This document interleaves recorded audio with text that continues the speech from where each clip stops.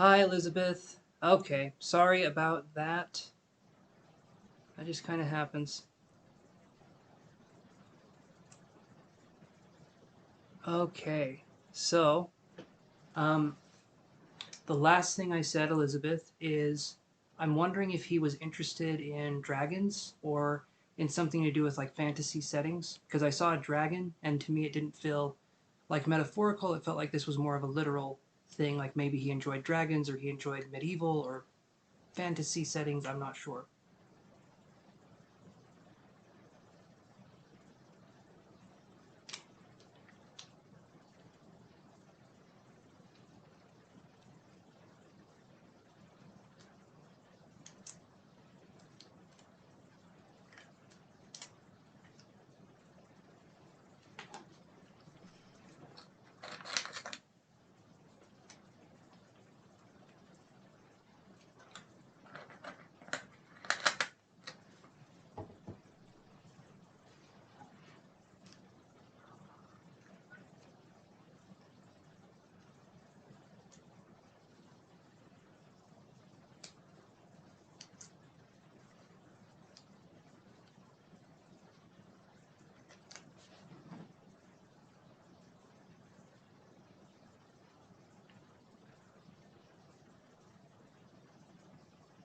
Okay, so maybe that's for you. Maybe that's I'm tuning into your energy. Then there's the dragons because it was very fantasy setting. So, okay, maybe that's what I was feeling. So that was more of a psychic message than a mediumship one. And yeah, Amber, you can be added. So the difference between psychic and mediumship, right? Psychic is I'm reading your aura. I'm reading someone's aura that is still alive. Medium reads the energy of someone who has already passed on. And sometimes you hold a link to the psychic, and sometimes you hold a link to the medium. But it's important to know that there's two different levels from what I've been told that we connect on. So that makes sense. Okay, so did he like, then I'll ask you this question. Did he like old timey music? Oh, okay. Okay, that makes sense. Okay. So would he have been someone who liked old timey music? I almost saw him like the Fonz and Happy Days hitting a jukebox and like having it play. I'm curious if he liked retro music, like very old music, or again, maybe that's you. I'm not sure, but there was something to do with a retro music. Yes, he did like old timey music. Okay. Um, okay. So he did like old timey music, so I'll put that on there.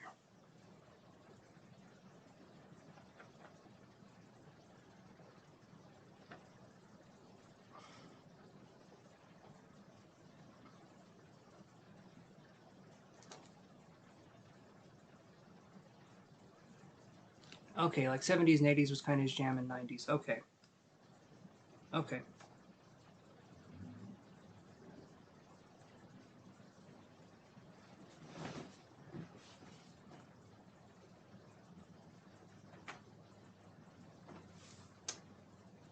Yes, we are back. I am so sorry about that, guys. I I don't know. It just keeps disconnecting. And I think I'm doing everything right. I mean, I keep playing with the Wi-Fi router over and over again, but other than that, I don't know why we keep disconnecting. I'm just kidding. I don't do that. Not anymore. Okay.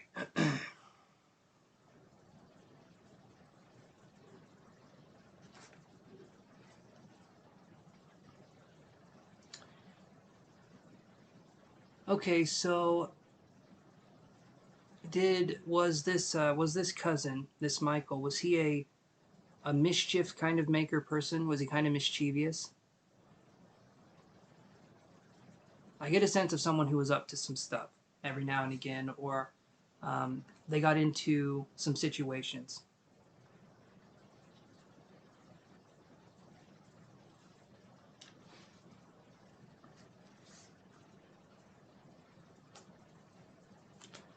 Put people on this list here.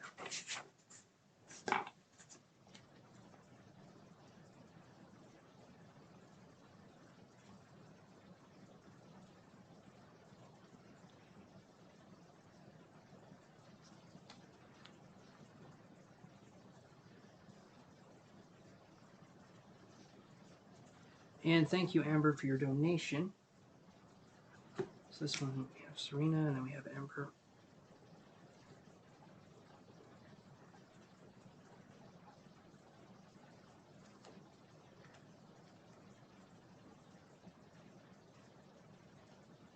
Okay, that makes sense. That makes sense.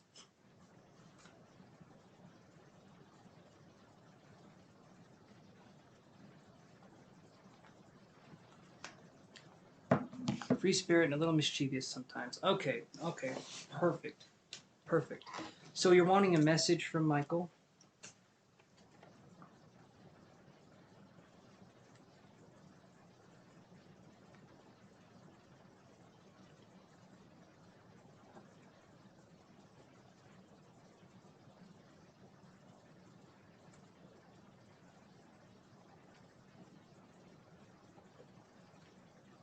Did did um did he watch The Office at all? The show The Office? Because I'm almost seeing Prison Mike from The Office, and I feel like he's saying, "Keep your head up, stay strong," kind of a thing. Like I feel like there's this kind of front, but it's to be funny, but it's also to show support. The way this person comes in is to show connection through humor and to show connection through support. Like there's a very loving energy here and very funny. I feel like, or very kind of an interesting. Um, I don't know if he did accents. I don't know if he did like little voices or something. But to me, I'm getting a sense that this person just wants you to know that what you're doing now is really good for you. What's happening now is really good for you, and that they're there and they're feeling connected. They're feeling a sense of connection more so now that they've passed, because they can be closer to you in a spiritual way, whereas before it was more of a not a physical way, but it was like they had reservations, they had things going on in their life where it made it difficult for them to connect. And so that's what I'm seeing, is that now he can be connected with you in a much bigger way. And like I said, the Prison Mike accent um, was something that came through. And I mean, obviously, The Office is it's a good one. So I appreciate that. I appreciate that sense of humor. I keep getting shown though with this person, um, with Michael. Was there? Did this person have congestion when they died? Like in the chest, I feel like there's mucus. I feel like there's something going on where I was congested, or there was something in the. Um, I'm being shown like mucus or phlegm, and I'm wondering what that would correlate to. Maybe there was an issue with the throat as well. I'm not sure.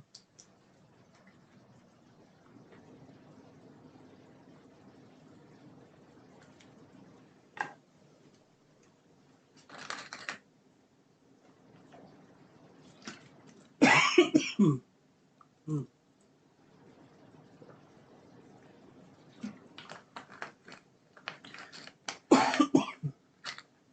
Okay.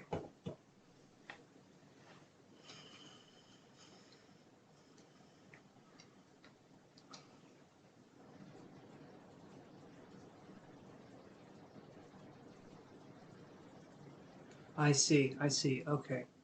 So know that regardless of what happened there, that would have that would have been the scenario, right? His his time to pass was that time. No matter what, that was his time to go. So this is something that I feel like, I mean, that's painful, and I understand that's a painful thing, but you gave him a sense of comfort in those last moments, right? You gave him a sense of like, I'm not alone. And I feel like to him that's kind of the biggest thing that could have happened, is that he wasn't alone in those moments.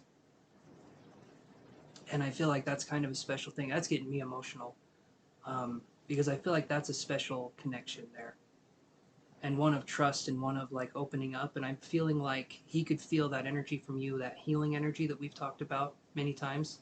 He could feel that from you, and that's why he chose those moments. That's kind of why the universe arranged for that to happen the way it did. So it was kind of um, it was kind of what needed to happen, right?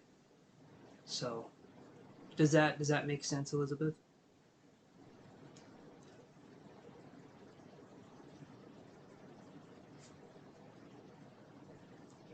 I definitely don't want to say the wrong thing. I'm feeling like that message needs to be said.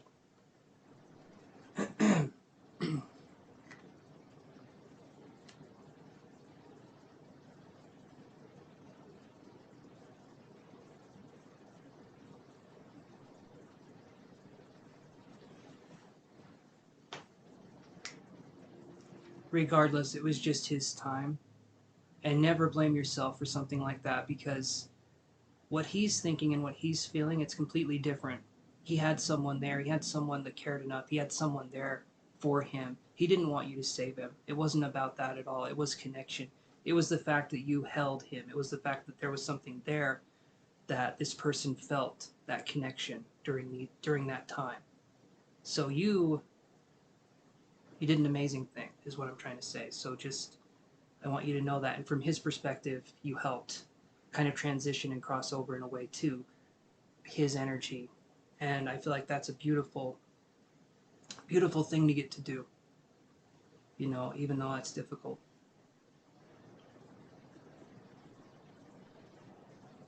You're very welcome, Elizabeth. Very, very welcome. Okay. Does that help answer your questions, Elizabeth? And thank you, Michael, for being here too.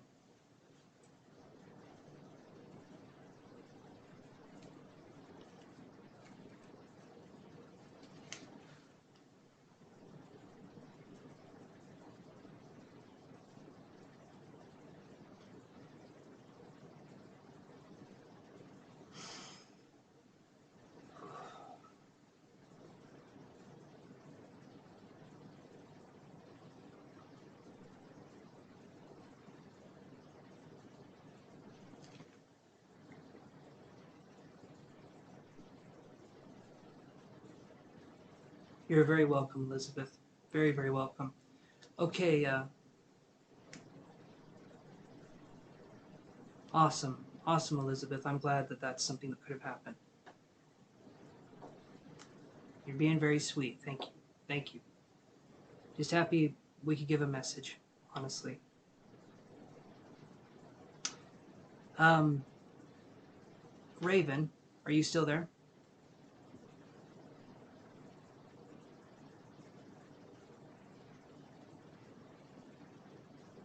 Hopefully Serena is here too. It's not her turn yet, but just saying, she did pay. I can just give her money back, worst case scenario. Hey, Raven, do you want to ask your questions?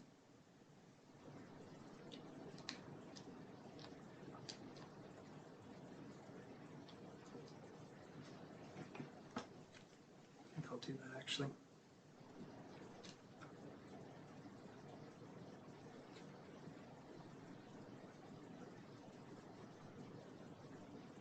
Hey, Angela, how are you doing? Okay, where is... You have a good night, Elizabeth.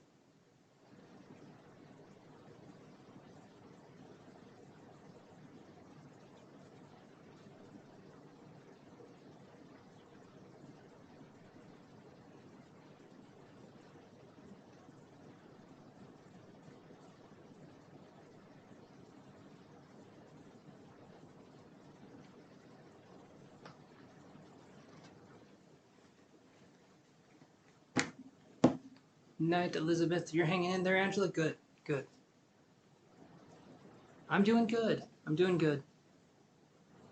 Just getting things organized here. We got our stuff we're going to start building. Hopefully everything comes tomorrow, and by Monday there will be a little bit more in the background. And then I can not have the camera zoomed in so much. And we're still getting stuff decorated and all set up.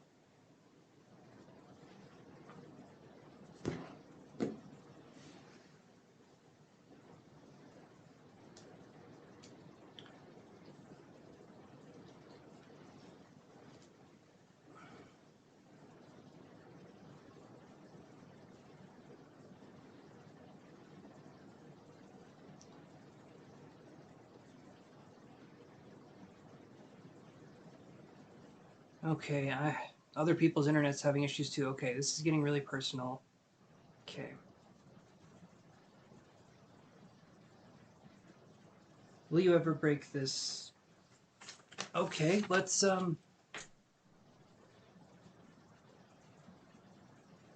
yeah, that doesn't seem quite right. Um yeah, that's not right.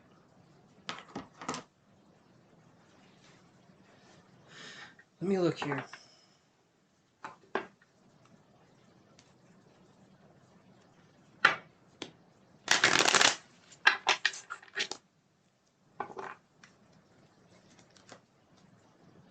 We'll see what we can get for you here, okay, Raven?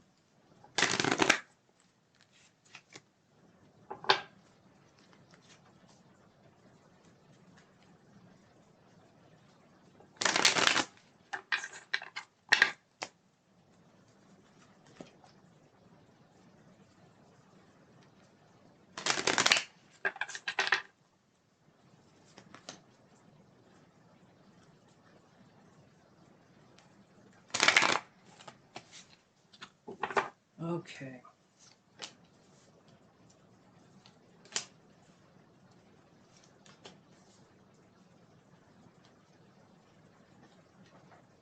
So I get these three cards here, which can be summarized as this. So let me move over a little bit. Okay. So we've got this card, the Thinking Woman. Okay. Patience. Okay. And Caring Connections, which comes up here. So when I see these cards right here with this kind of scenario, I'm feeling like this is going to be a learning part in your life now that she's no longer here, now that it's kind of you, focusing on you. What I'm feeling is going to be coming up is that you're going to be breaking not only this kind of curse, but you're going to be breaking generational curses. You're going to be breaking a part of the healing process. You're going to be breaking open the part of the healing process that needs to happen. So this to me is a positive thing, but it's not going to feel positive right now. The curse, I feel like this kind of feeling, this breaking, the way we break this is to have kind of our own psychic mental energy of our own, which we do. And we focus on the healing journey in this part. And there's also ways we can use white magic to do some stuff as well. If the ritual helps you, that's the main thing. But magic can be done using anything. It's the intention that matters the most. The ritual, the setups, things like that, they help us to guide the intention. They help us to focus on the symbols. They help us to do that. But if we really need something, the intention is good enough for us to focus on that kind of breakthrough. So you probably know that already, but that's what I'm seeing here.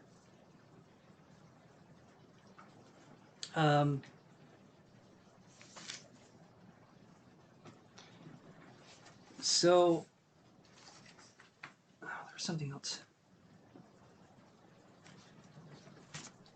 Let me move that over. Okay. So that's going to be something moving forward, is that we're focusing on getting rid of like the limiting thoughts and the beliefs, right? Like this person you had your encounter with earlier today, Raven. When we can start to heal that part of ourself, that kind of part that lets those kinds of people in, when we can start to heal that, when we can start to know what that looks like, then that curse, that breaks. That sort of stops working because we're allowing ourselves to be true to ourselves. We're allowing ourselves to assign ourselves value in that scenario, right? And a lot of times there can be like people pleasing tendencies. There can be other things going on too, and that can make it very difficult. This part of the journey. A lot of spiritual people I talk to, myself included, we all have these kinds of people pleasing tendencies where we want to do the best for other people, but when it comes to us, we don't really ask for anything more than table scraps. We don't. And so I feel like this is a sign for us to step into our own power and for us to kind of focus on bringing ourselves back up to our alignment, kind of to our higher self, if you want to call it that. But that's where I feel like we need to go with this. because nothing, if you imagine a curse, and if you're at a very like low vibrational place, the curse kind of stays there. But when we go up higher and higher in vibration and in energy and in gratitude and in appreciation, eventually that starts to break, because no longer can that curse or that vibration hold us down anymore. It's kind of like getting rid of the chains that have been around our neck. But until we know what that looks like, until we know what the key looks like to get those chains off, um, we're going to be searching, and we're going to be telling ourselves that we're not chained, but we are, and we're working through it. That's kind of the main thing that's going to happen, I feel like, in your life. These next, I'd say a year to a couple years is going to be that healing journey of finding your own sense of core belief and self identity, to where you can understand yourself much better and what you will and won't tolerate, right? Um, does that answer that question for you, Raven?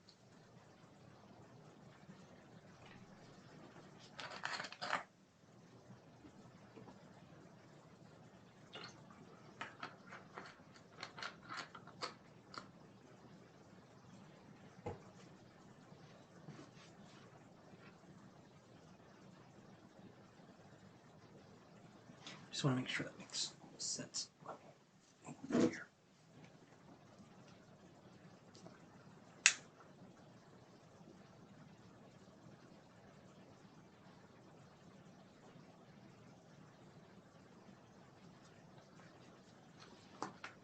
Let's look.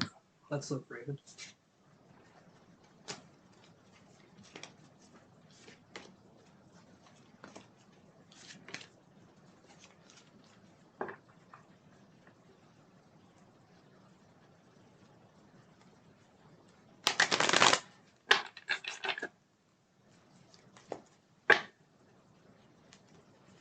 And like I said, I am thinking of, well, not me personally, but I do feel like if we do some emotional education, emotional re-education on this channel, we can talk about all of this. We can talk about all the things that kind of come up when we're spiritually developing.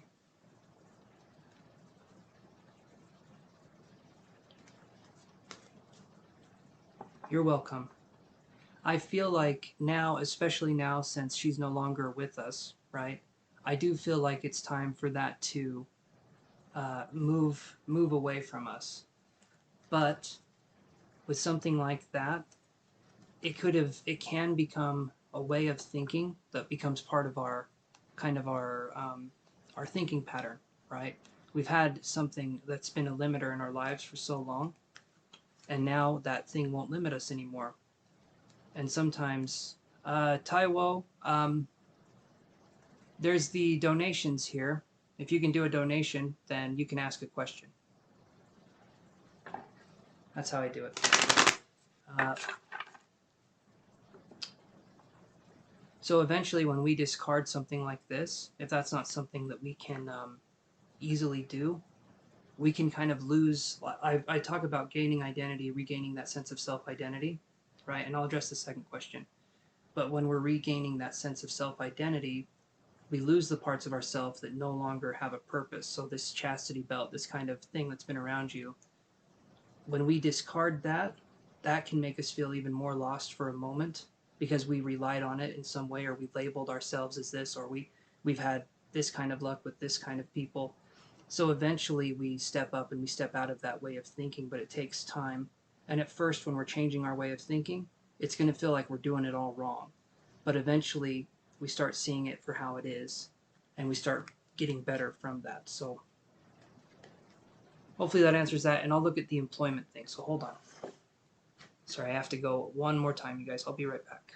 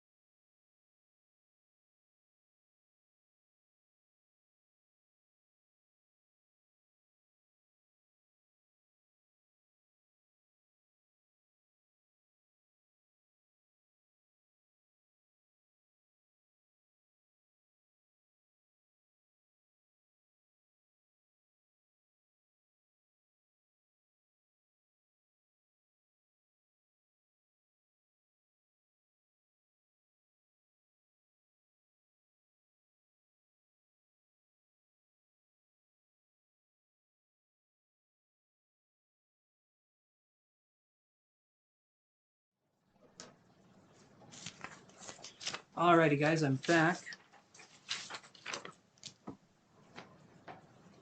Okay, so we're going to move on to the employment question. So let's look at that.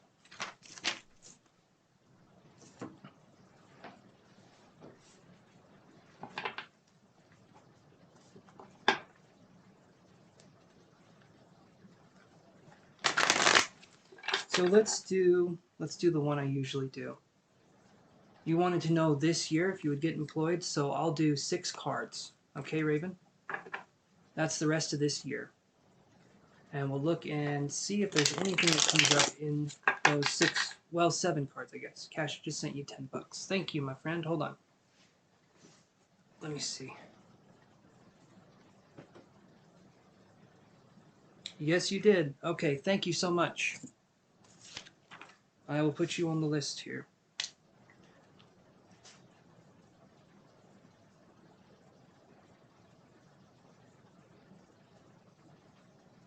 Yes, thank you so much, my friend. So we're doing Raven's reading, and then Serena, and then Amber, and then you, Taiwu. Hopefully I'm saying your name right.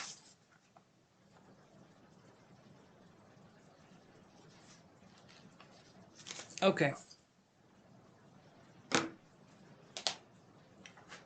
So I'm actually going to do, I think I'm going to do 7 months instead, right?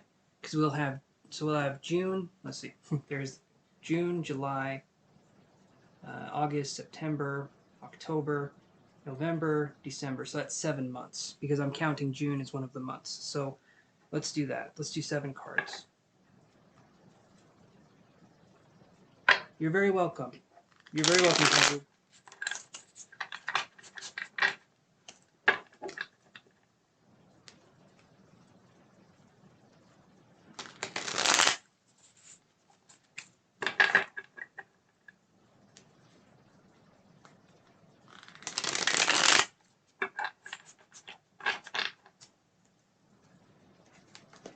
Alright, let's see what we get here. So, this is going to be for June.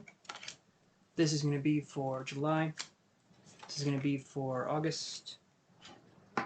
This is going to be for September, October, November, December. So this is interesting right here. There you go. Yep, that's spot on, Liz. Thank you. So in June, we have Temperance. Let me move this over here. Temperance is a Sagittarius card. It is also the card of balance. So the Temperance is kind of mixing 2 elements together and trying to get a stable reaction out of those 2 elements. Sort of like if you combined fire and water, you'd get steam, kind of a thing. I mean, there's many more examples, but that's something that the Temperance card kind of does. And so in June, June could be testing us. June could be testing us on kind of our resiliency towards this employment opportunity. I'm feeling like, and also, yes, Sagittarius.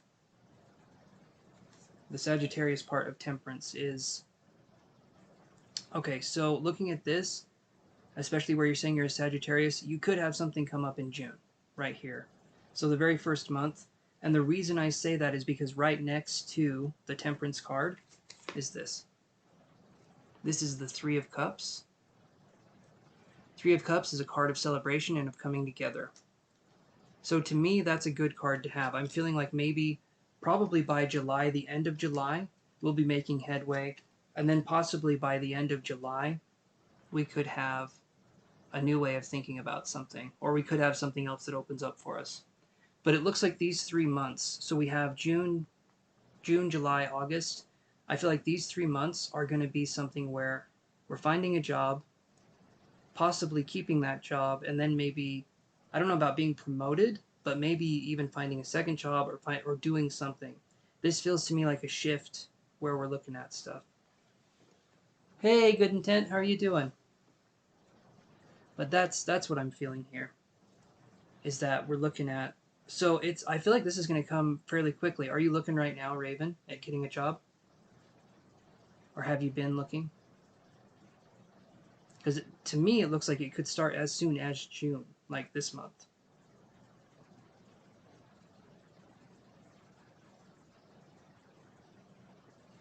I can put you on the list, Good Intent, if you want to do one of these options here. If that works for you.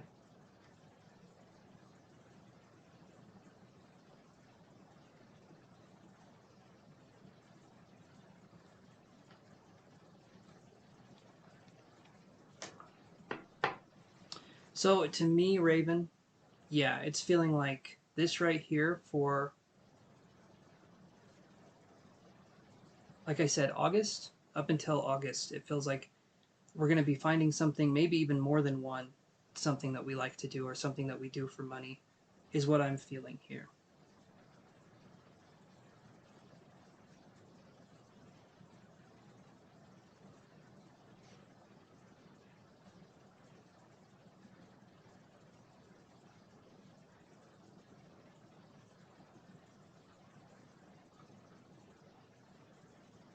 Right, yes, you told me that. So this is you branching out. So this is what's interesting, Raven, is that so you're going to be making your money and no one else is going to see that money besides you unless you want to share it with other people. That money is going to be something that you get to have, you get to experience, and you get to collect, and it's not coming from another source first. It's coming it's like you going out and doing something. You're okay. I got you. I got you. Well, you said resume together. Okay, yeah, so you're good. You're good.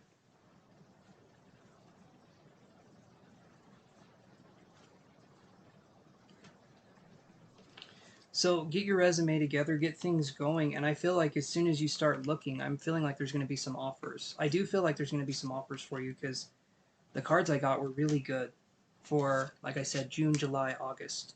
So this feels like it would be a good time to try and go out there.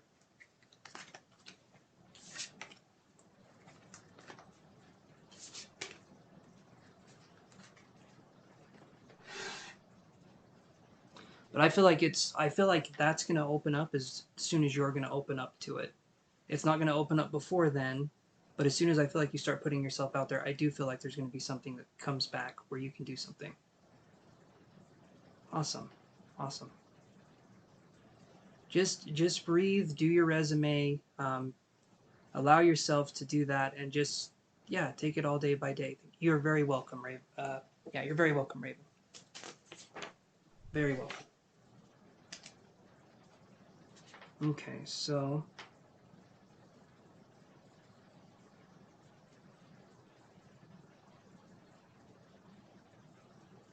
okay. Serena, are you there? I disconnected. She paid, and so I'm probably just need to get it. I'm probably just going to need to give her money back.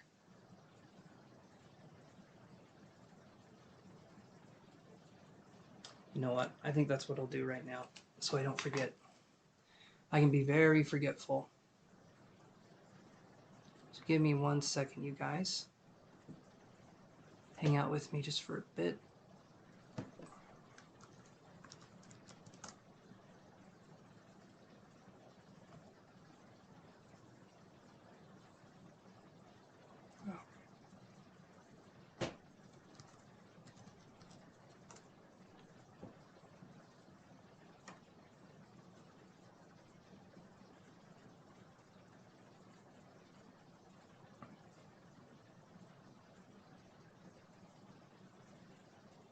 Again, sorry guys, just hold on.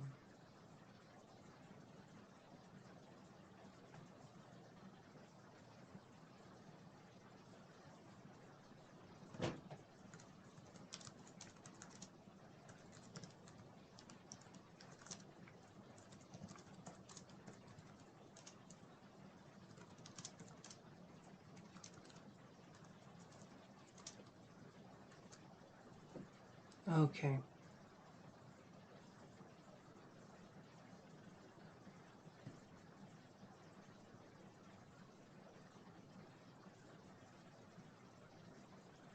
Okay, there we go.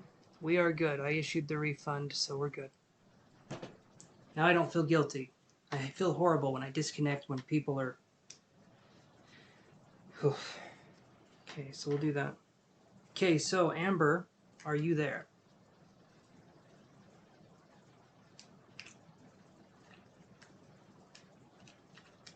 And Taiwo, you are after Amber. So you jumped up the list a couple places. So right after Amber, Taiwo, it will be your turn.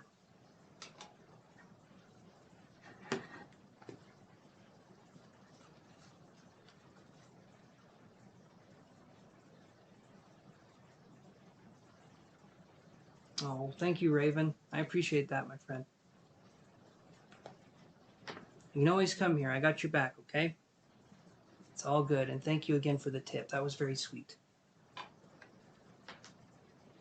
Okay, Amber, go ahead. You're probably typing now. Just let yourself type. And I will be here.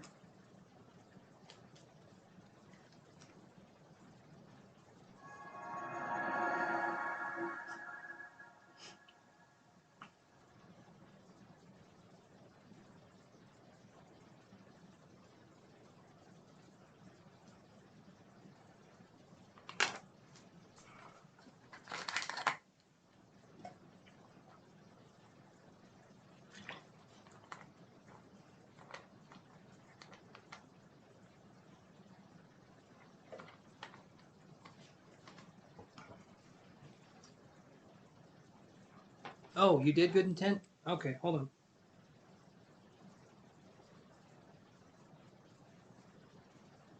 Yes, you did. Okay, I'll put you on the list. Thank you very much. Let's see. So good intent.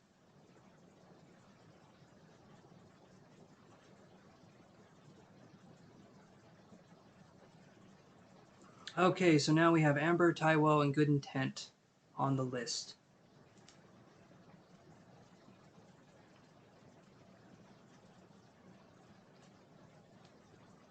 Should you still pursue dance?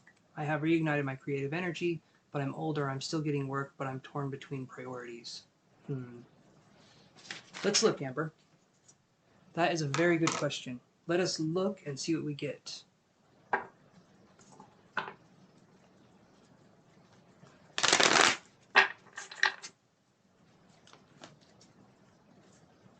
All right.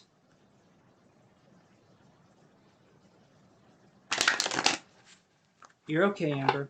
You're okay. You guys understand that, yes, you paid for one question, absolutely. So I do got you down for the one question. I should have said that. I should have clarified, yes.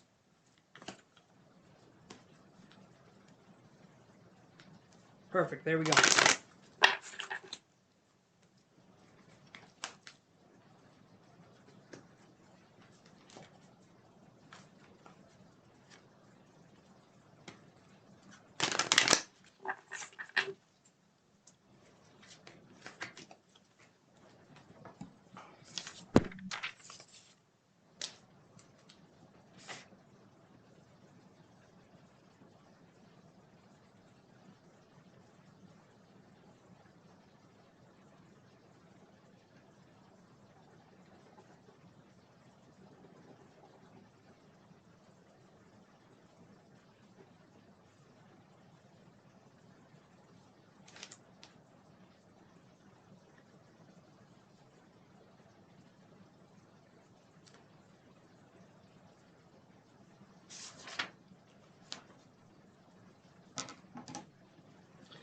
You look the same age as my competitors and have the skills, but I need to network to get higher level jobs. Okay. Let's see what we can get here. Should I still pursue dance?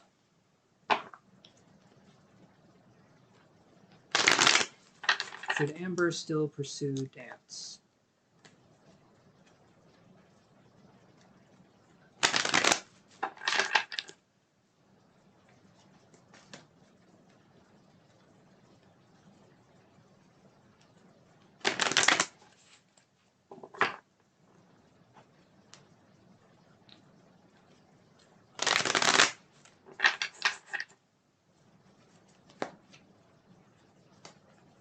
Amber still pursue dance. Let's look.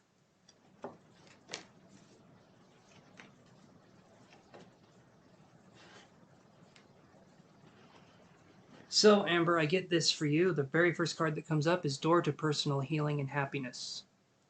And then I get Strategy, which, like you said, could be that networking that you were talking about. I get All Tied Up in Reverse. So I'm feeling like when I see All Tied Up in Reverse and then I see these other cards, I'm wondering if...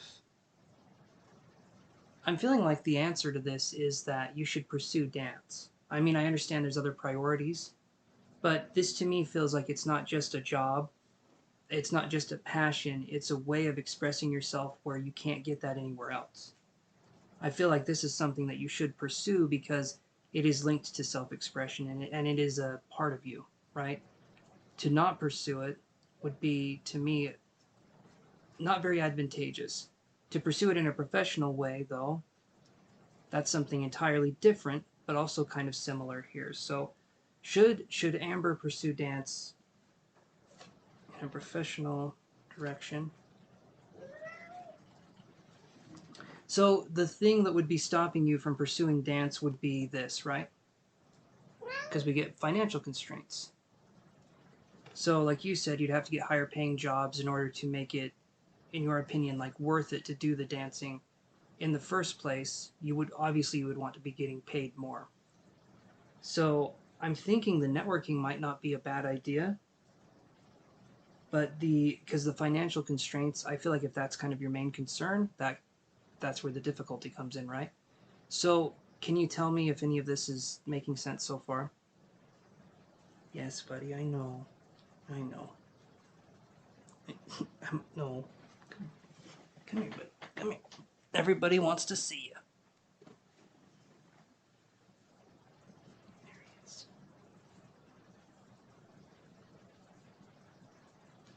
Okay, there you go, buddy.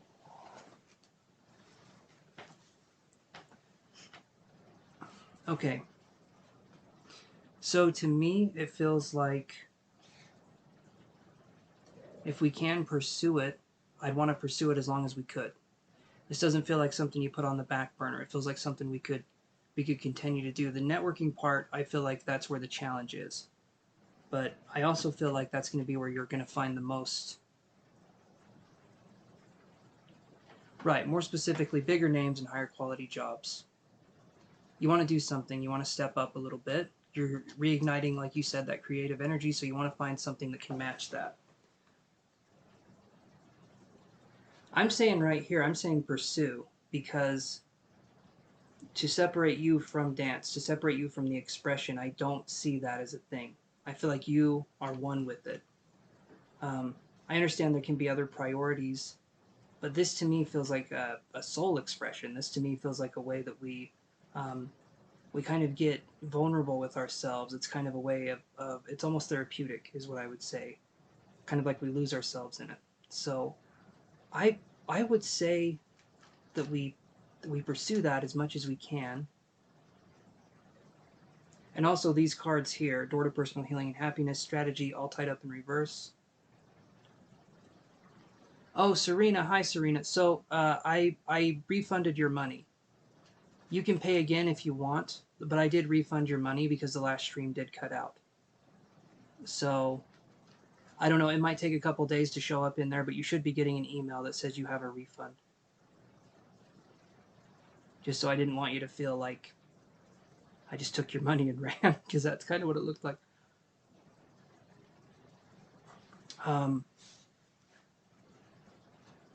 But yeah, so that's what I'm getting here is...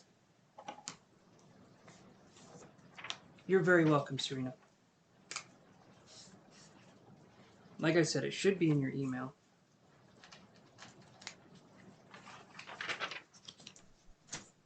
Okay. So let's do this here.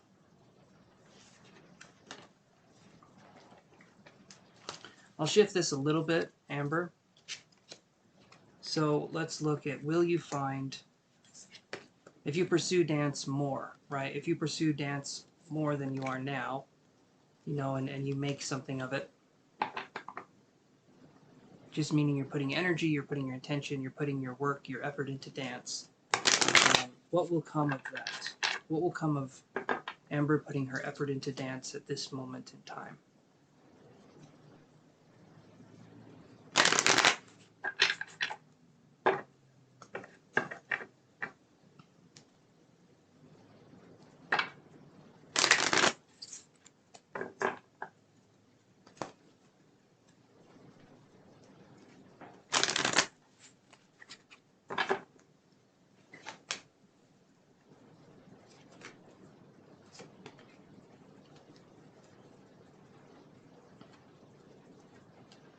So we have this card here.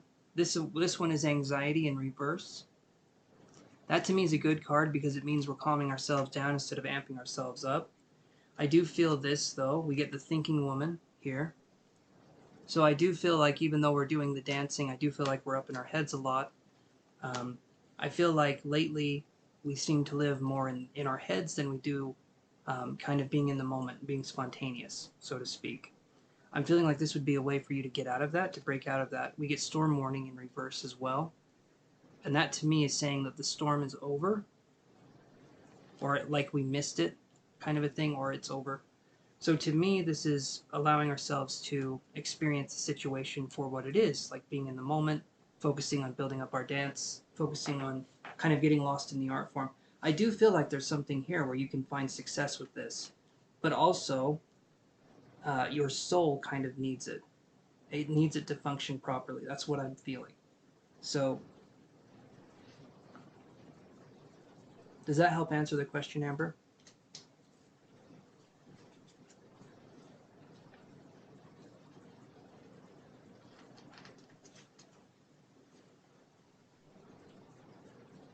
Exactly. It makes you feel, yes.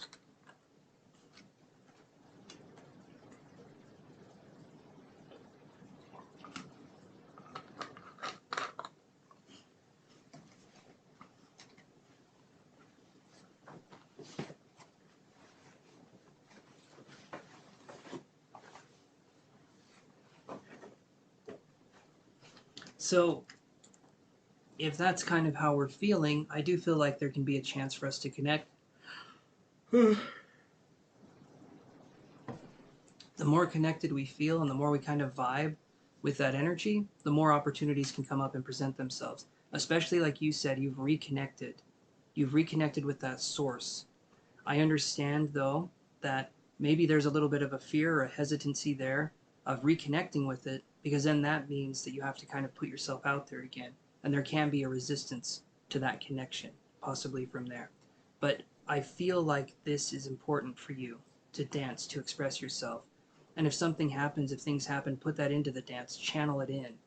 Do things where we're taking emotions and we're transmuting them through the dance, through, you know, life itself as kind of like a dance routine.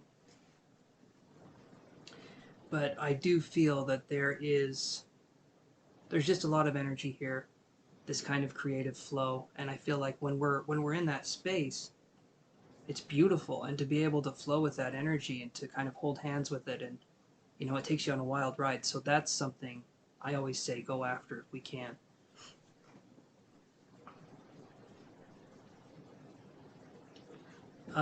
So let's do this here. So does that answer this question then, Amber? Because then we can move on to the second question.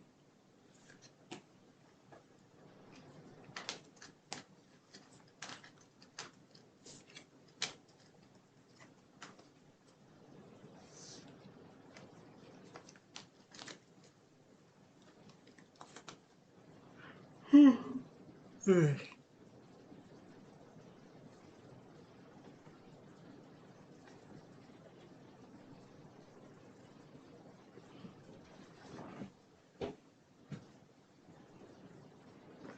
buddy. Hey. Wow. Wow.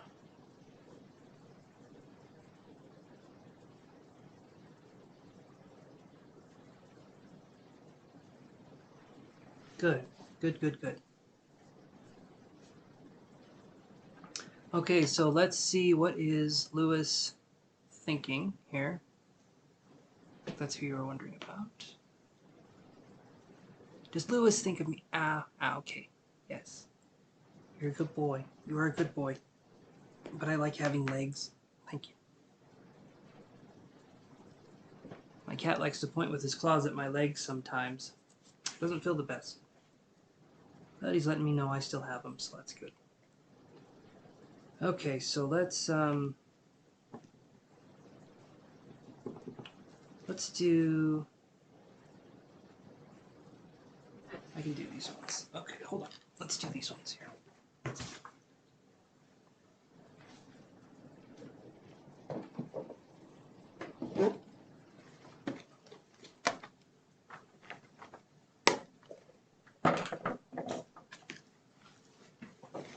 Okay. So we have the True Love Tarot cards here.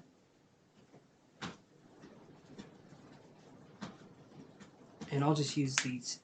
So we'll see what we get here for the...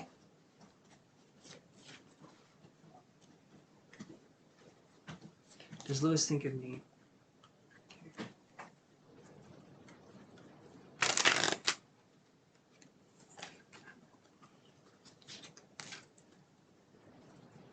What does Lewis think of Amber?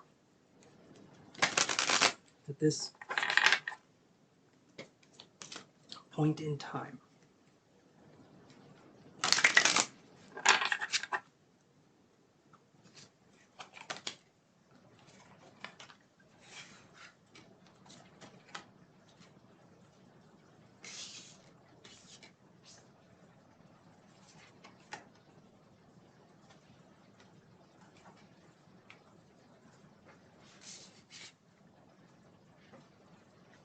Okay, so I have this card here. So this is what is Lewis feeling was the first thing, and then I have these other cards here, which is what he's thinking. But when it's relating to you, Amber, I get the distorted feminine here. And I feel like there's this person that wants to reach out and connect, but I also get a sense that this person is someone who, and I think we've talked about this before, does he kind of orbit around you, like he leaves and he comes back kind of a thing? They call them orbiters. I can't remember if we've talked about that. I feel like we have. Kind of like an in and out sort of person.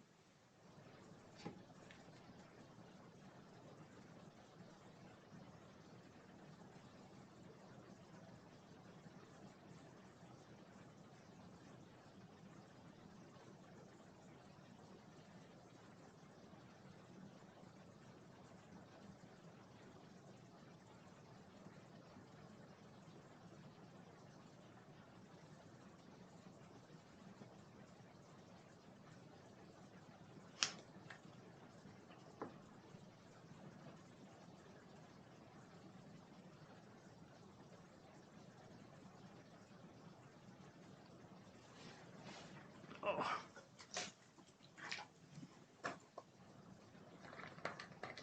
Oh, you never dated. Okay.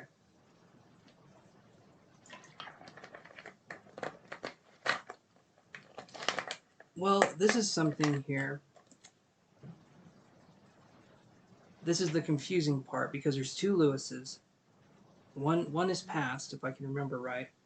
And then this one, this is the one that had the kind of the problematic connection with, I feel like. Was this someone... How best would you describe this person's behavior, if you could think of some words for it, some adjectives for how they behave or how they interact with other people?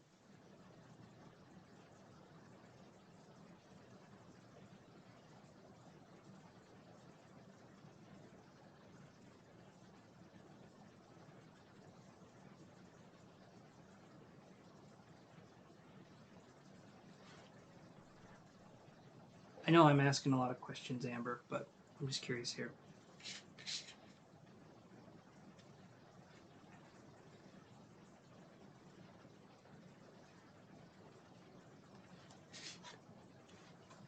me actually look at the tarot here. Hold on.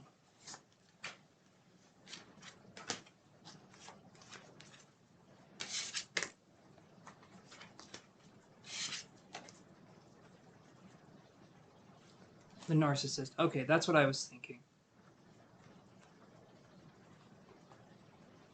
So when it comes to that kind of energy, the important thing with these kinds of connections, because we've talked about this being a narcissistic connection, is that these people, we're no, it's okay. It's this part is normal. This is normal. You're a kind and caring person, and you had a connection with this person that was genuine, kind, and caring. And so from time to time you think of them, and that's okay. You don't feel bad for that. That doesn't help us, right? Feeling bad about thinking about someone that could be bad for us, that does not help us feel better. It just kind of makes things worse. So what we can do instead is we can say, I understand I feel this way, and then we can kind of move on from it instead of resisting it. We can feel guilty for a bit, but eventually we want to turn that into something where we can kind of resolve that guilt. Um, Generally speaking, right, as people, we tend to care about, as spiritual people, like me and you, Amber, okay, we tend to care too much. And because we care too much, we look at other people and we think they also care too much. We think that those people think the same way we do because we're kind, compassionate people. We think other people are that way. Some people are not that way, and they never will be. And the way we think is not the way they think. They use people for their benefit. There's no loving thoughts here. There's a constant, it's kind of like a zombie situation. When we're talking about a narcissist, something else has taken over that person, and it's like a zombie scenario, and they will not snap out of it. They are just that way, and they want to constantly feed and validate themselves. And when they validate themselves, they're always invalidating other people. They have to steal validation. They have to steal energy for them to survive. And they do that by being nasty and by twisting and churning our emotions and getting something out of it. And so it's like you're a food source to them. If that makes any more sense, it's kind of like you're food to them, and they need to feed, and so they can keep coming around. And that's kind of the scenario of the narcissistic connection. They're not people like the way me and you think, because they don't think that way. They don't have compassion. They don't have empathy. They just care about themselves. But it's okay if we're thinking of them. It's okay if we're doing stuff like that. We need to be that voice of reason, and being more harsh on ourselves or feeling guilty for a connection or a possible connection, that doesn't help us feel better. So we need to allow ourselves to say that's okay, and we can do some exercises where we can cut the cord, so to speak, of energy so that we can get over the thoughts, so that we can get over thinking of them. But all you do, and you'll find, Raven, you'll find that all narcissists have a playbook. They have a play-by-play. I encourage you guys to look up let's see, Lisa Romano on YouTube, Dr. Romani, inner integration. I would say yeah, because when I drew the card, when I was looking at what he was thinking, it was the distorted feminine in reverse. But if I'm looking at these people don't have a sense of like, are they feeling this way? Are they thinking this? Like, these people don't feel, not the way we're thinking. There's no love without an agenda with a narcissist. Love is given conditionally, and it can be taken away super fast. So they give out compliments. They love bomb you is what it's calling sometimes. And then after that, you're kind of indebted to them. It's kind of a whole dynamic where these people, they just want to rule over and kind of lord over us. They don't necessarily want to play the game that we're playing. They don't want to do anything that we're doing. They want to kind of dominate and control our actions. And by doing that, they give us less opportunities to express ourselves. And by doing that, they stay in control. So they're trying to shut us down. They're trying to make us feel less than, because then they can come in and they're the only ones that can lift us up. So we start looking at them like we can rely on them during times of pressure, when in fact, what they are doing is they're taking away our life force so that they can satisfy their own needs. but it's a psychological thing. And once we start breaking away from that, we can start to see that a little more clearly. A narcissist isn't just a narcissist to one person. It's to the bone. It's they may be worse with family, which is a scary thought, but it's not something that they're this way to one person. Um, does he look at your social media? Let's look at that. Let me look at these cards here. Does Lewis look at Amber's social media?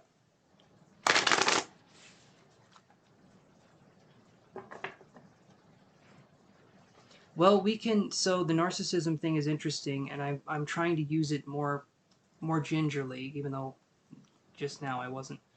But you can have narcissistic traits, and you can learn to heal from those and become better. So when you are raised by a narcissist, a mother or father, you either become better or you become bitter, right? And that's kind of the scenario where a lot of us can be. Right. He is a narcissist because he used a moment of weakness against you. He knows you're not feeling the best. He knows there's been a passing, right? Hi, Elisa. I will put you on the list here. Thank you so much for your donation. Let me put...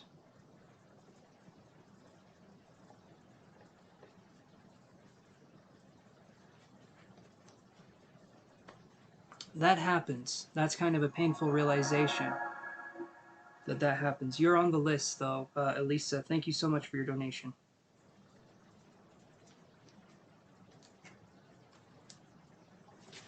So we have, right now we have, I'm reading Amber, and then Taiwo, Good Intent, and then Elisa. Absolute. This right here, guys, this is so important. Of acting horrible like my mom was. Okay, see this is important. This is why we need to talk more about this. Okay? The heart of these issues is at the fact that we were raised by people and we were raised by people that didn't have our best interests at heart, and we need to reparent ourselves. And this is the time where we can do that. This is the time where we can learn what that looks like. Conditional love was what we were taught, but we can decide what to teach ourselves moving forward. But this is a confusing topic because we don't know what we don't know. Does that make sense? And a lot of times we hold on to the old ways, these narcissistic ways of being, because we don't know what it looks like to have a healthy relationship, or we don't know what it looks like to be in that kind of dynamic. And it's not our fault, right? It is not our fault that we're in this place.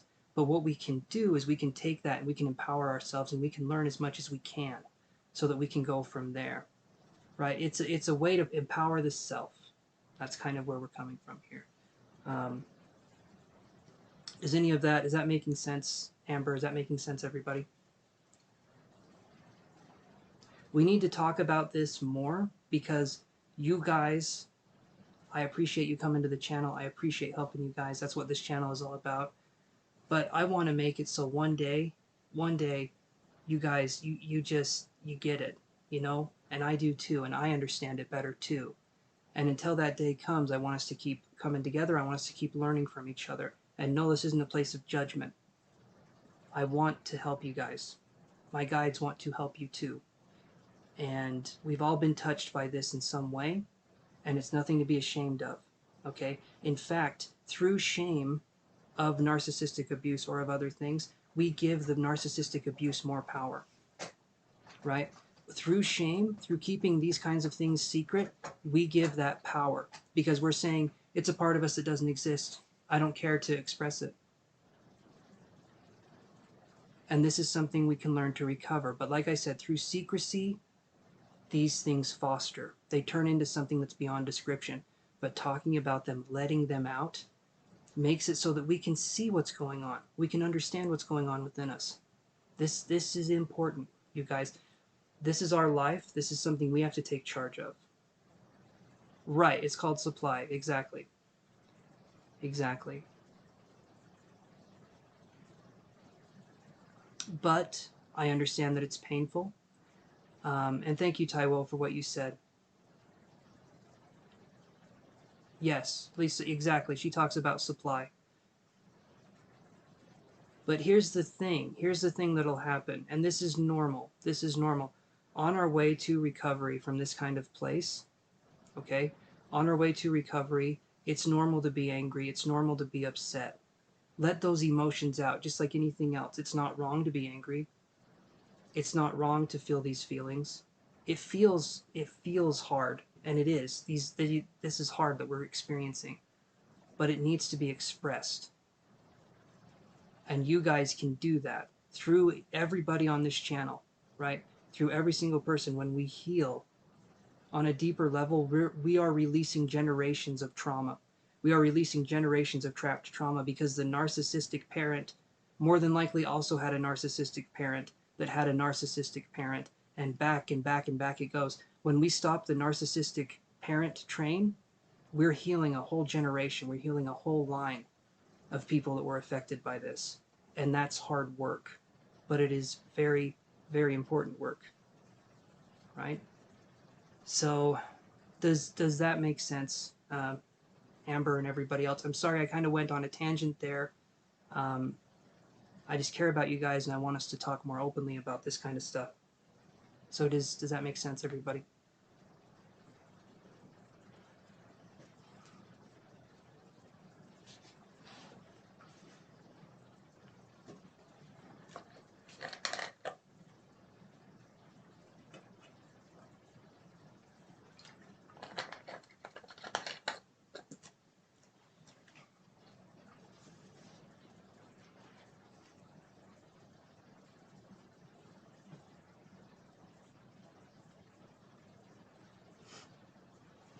And it's okay. It's okay to have days where it's not okay. It's okay to have times where it's not okay. Everybody, it's fine. Oh, thank you. Thank you, Taiwo. I appreciate that. But because of this, like I said, we make it so it's not secret. It no longer has power over us. And that part, that's hard, but we can do this, you guys. That you are the one that's crazy, not even knowing it. Right, so that term comes from gaslighting. Narcissists have a bunch of ways that they can do different things. Gaslighting was a term, okay, I won't get into that, but it's crazy making. They call it gaslighting, it's crazy making. It's when you bring up a valid argument or you bring up a valid point, and then they go off on you. They lose their shit because they can't, they don't want anyone questioning them. And the way they do that is they emotionally manipulate you into giving favorable responses, because when you don't give them the response they want, they flip out. So what do? You censor yourself. You become a people pleaser. And because of that, your whole life is lived in like a second or third person, because we've quieted down our expressionist voice within us. We've quieted that down. Sorry, I'm sorry, Amber. I'm going to look and see if he's been looking at your social media. Let's look at that. Oof, I get off on tangents there.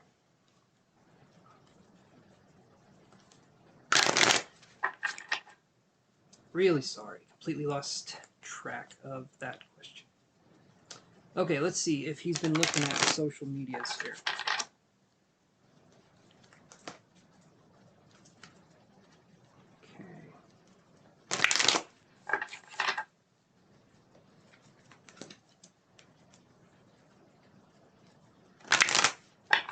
All right, has Lewis been looking at Amber's social media?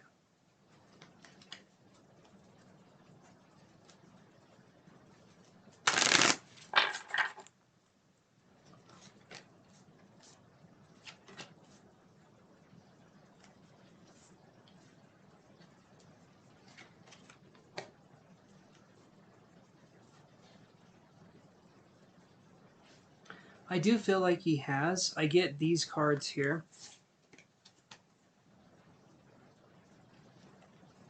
So I get the Thinking Man, then I get the 5th Chakra Archangel Gabriel, and then I get the Magician in the Mirror. So the Magician in the Mirror, well, just all of these cards together. I'll just do it that way from what I'm seeing.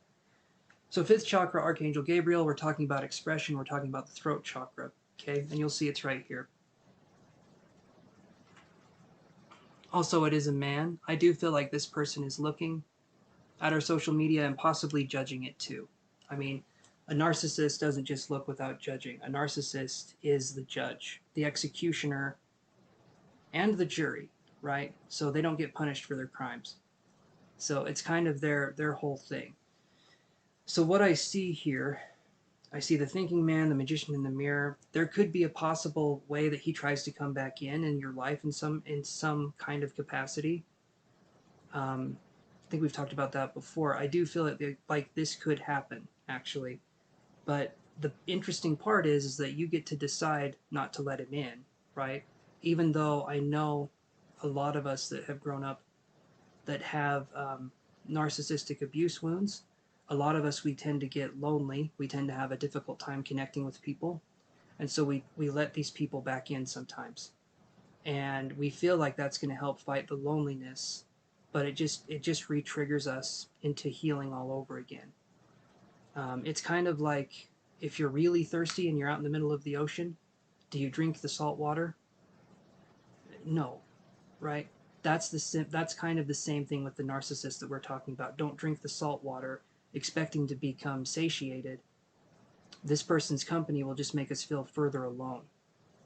And when you feel alone when people are around, that's when you're the most alone, right? So that's what I'm feeling here with this person. I do feel like they were looking at your social media. I do feel like there could be a chance here for them to reach out. Um, but that's kind of up to you what you want to do with that. But it does feel like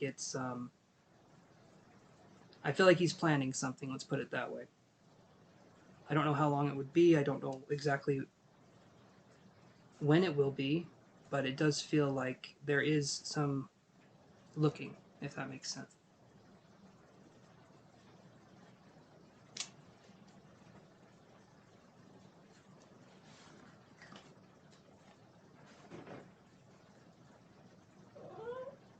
Hey, buddy. You doing good? You being good? Wow.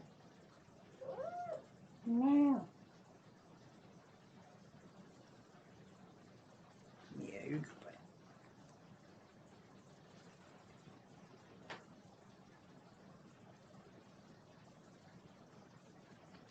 So do this, okay, Amber?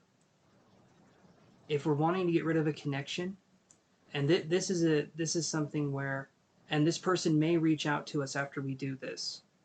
Again, you have the option of not responding at all. In fact, not responding is the best response.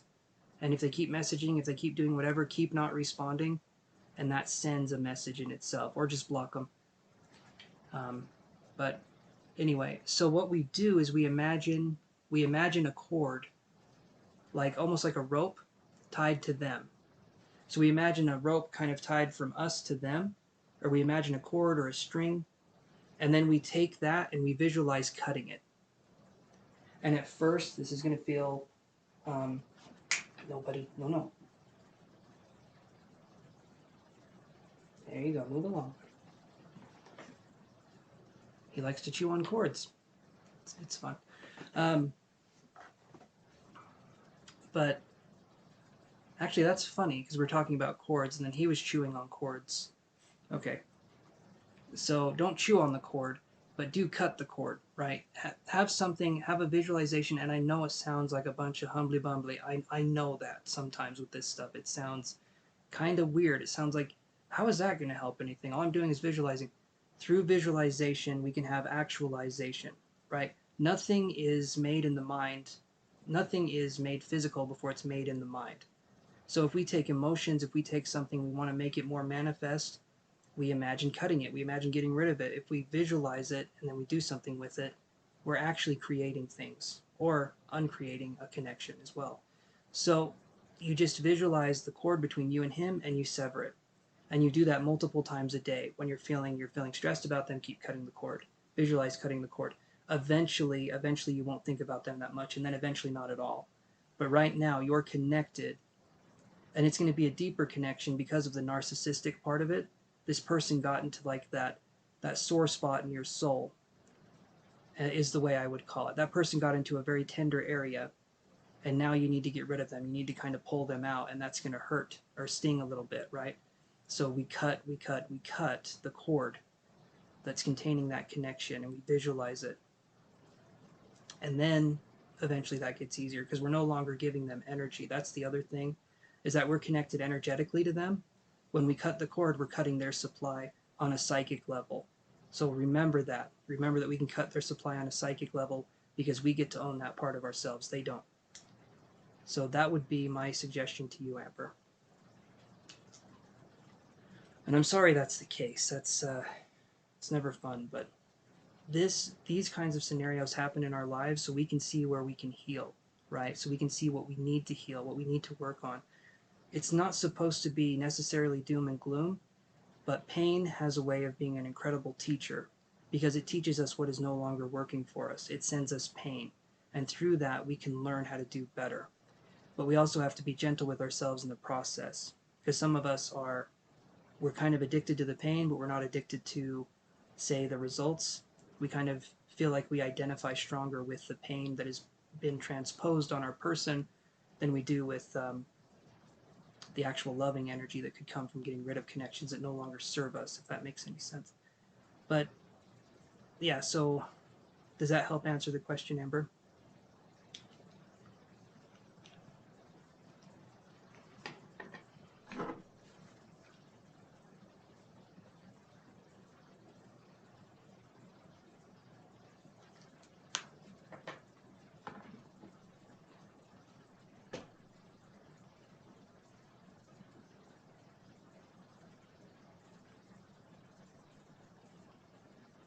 Okay, hold on a second here.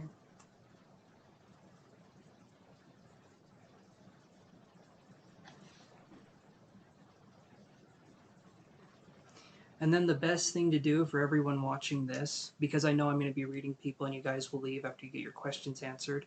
So I'm just going to say this right now. If we're dealing with this kind of energy now, it's going to be Taiwo's turn coming up. So Taiwo, please feel free to post your questions here. You're very welcome, Amber. While Taiwo is posting the questions, I'll just say this. So when we're talking about the healing process, I had it and then I left. Dang. Oh, okay, this is what I was going to say. So it's called gray rocking, right? That's the term for it. And it's a term someone coined. Okay, I got your first question, buddy, and I'll address that. Let me say this really quick, my friend, and then straight to your question. This one will be pretty simple. If we are in a connection with a narcissistic person, if this is something that we have a connection with a narcissist, and we cannot escape it, we cannot get away from it, okay, because some of us are in that spot. What we can do is whenever we talk to these narcissistic people, we do not give them that much information about us. We keep it very surface. We don't give them any insights into what's making us happy. We don't tell them what our next job move is. We get very tight-lipped, and we don't give them anything to take from us. And if they try to gauge or if they try to get a response from us by trying to make us angry or by pressing buttons, we just don't respond. Again, that's easier said than done, but eventually, when we don't give them that supply, that emotional reaction, that is supply to them. That is food. When we don't give them the emotional reaction, their brain eventually over time says, hey, I can't get what I need from here anymore, so I'm going to go find somebody else. So take that as you guys will. And if you do have to gray rock somebody, give them nothing more than just very surface level. You don't let them into any personal details of your life. You don't let them know how your job's going. And you sure as heck don't let them know if anything kind of sad or tragic has happened, especially because these people prey on just kind of getting in any way they can. So, all right, let's move on to Taiwo's question now. So you said, will I receive the scholarship I'm applying for? Let's look at that. And I am sorry, guys, that I tend to ramble on, but with this kind of stuff, I feel like it's super important to spend a lot of time talking about this because it's a very real thing. This right here, this is the real pandemic right here, in my opinion. Narcissistic abuse and feeling like we have to stay quiet about it. That to me is the real pandemic. And that may sound hokey, that may whatever, but that's how I feel. I will receive a scholarship he's applying for, or they are applying for.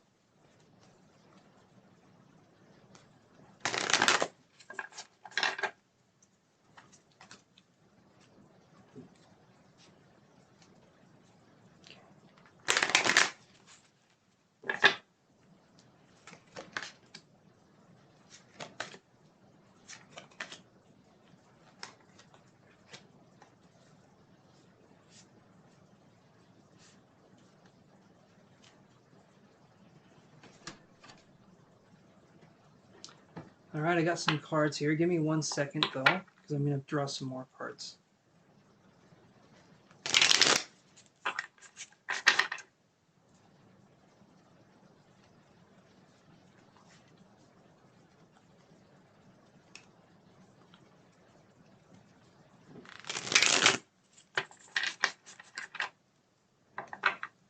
Well, thank you, Raven. It is good to learn. The other thing the narcissist takes is us expressing ourselves. They take away our voice, and so we doubt ourselves when they're not around. We doubt that we can make the right decision because they've told us that we need them for everything. And so we become dependent on them for everything, even though they don't give us anything in return. It's interesting how it works. Okay, so let's look at this.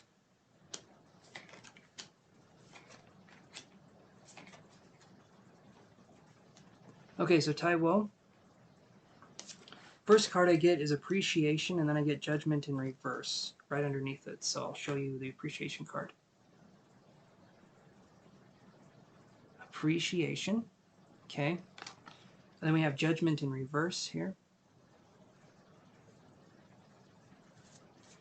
So I'm feeling like right here, Taiwo, there could be, maybe there could be something that happens here where it doesn't go exactly as planned. The reason I say that, there's Appreciation, but then there's Judgment in reverse. So there could be something where we will maybe not get into where we wanted to go, but there could still be something really good that happens from us going someplace else. That's what I'm seeing here, that there could be something where we're kind of missing a possible opportunity, but then we're presented with one that I feel like is even better to us. So the way I look at this right now is I'm feeling like there could be something where we might not get in here, and then we might not feel like we have many other options or choices, but I am feeling like things can open up for us. But to me, that's what I'm seeing right now. Does any of that make sense?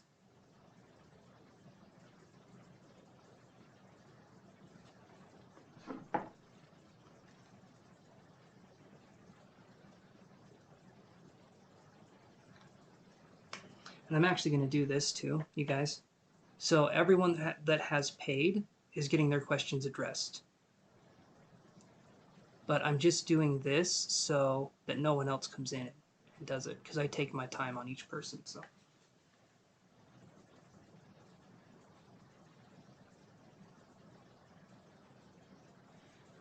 Student is 56, so he is really good with his narcissistic abuse. He got it down to freaking science. And if you look, all narcissists use the same playbook. That's the thing about a narcissist, is they're not creative about it. They're not creative about their abuse. There's names for it. There's ways to look into this stuff. And that's what I think gives us hope, is that there actually is research that's been done on people like this. Okay. Yeah, okay, so you get what I'm saying. So I get the Man holding a heart in reverse, and then I get Seven of Cups in reverse. So like I said, this card in reverse, okay, followed by the Seven of Cups in reverse. Now, for those of you guys that are, let's say, tarot aware, right? The Seven of Cups upright is about choices. And that could be something that comes up here. But when I'm seeing this, because you're saying you're feeling really good about it, it doesn't mean that it won't happen, but it could happen differently, or that something else could come along to take its place. Right now, the way I'm looking at the cards, there's appreciation, but I feel like the path is deviated, right? So that can be confusing. But right here, I'm feeling like there will be a different path. If I'm wrong, if it's something you're wanting to get into and I'm wrong, then that would be okay. I don't want to like spread false information, but what I'm getting here is what I'm getting. So I'm just going to say it, and then you can kind of take what vibes with you, right?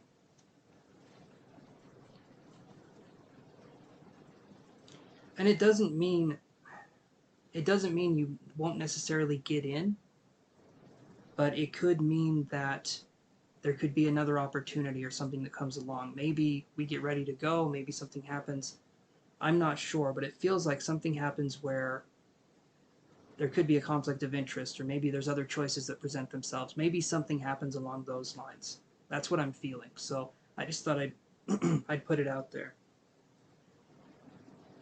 But I do see things going. I do see things going in a direction that's positive, but it's like it feels like it's veering off the course a little bit than what we planned.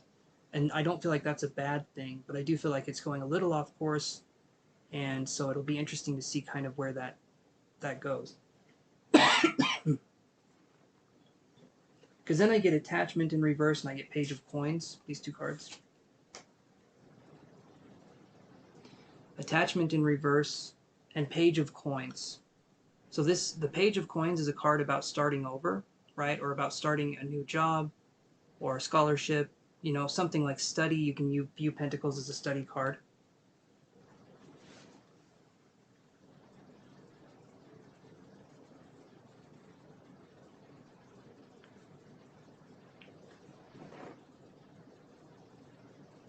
Okay, then you might maybe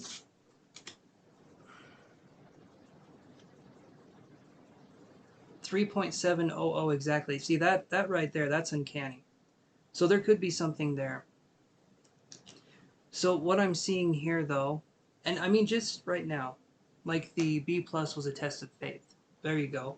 You felt like the B plus was a test of faith.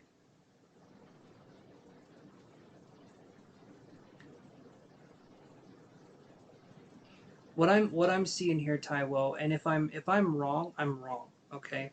What I'm seeing here is that I feel like things are going to go a bit differently than what we're planning. I don't feel like it's going to be bad different. When I say different, I don't mean bad different, but I do feel like things will be differently done than how we're thinking. That's what I'm feeling. We can try it that way. Is the Rhodes Scholarship meant for Taiwo? We can try that. I'm still holding true to what I put down before, but we can look at this a little bit differently too, if that makes you feel better. I'm hoping you got it too. There's no reason for me to... I'm just reading what the cards are saying there, so...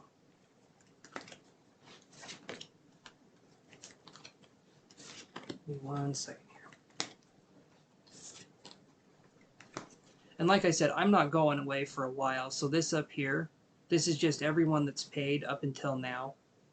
I'm just going to be going through those questions coming up, so... Everyone will still get their questions answered.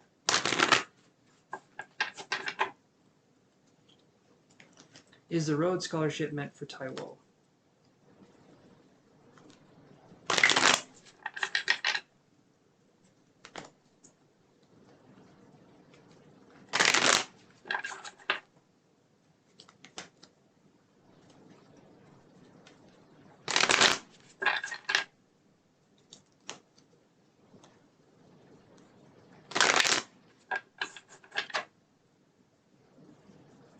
I hear you, Taiwo. Okay, let's look. And I appreciate your courtesy. I appreciate the way you talk with respect. I like that, because I try to do that too. That's something I appreciate on this channel.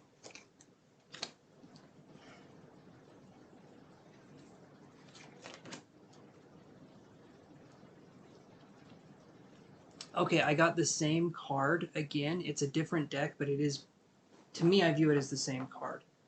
7th Chakra, Archangel Uriel in reverse. I had the Judgment card in reverse before.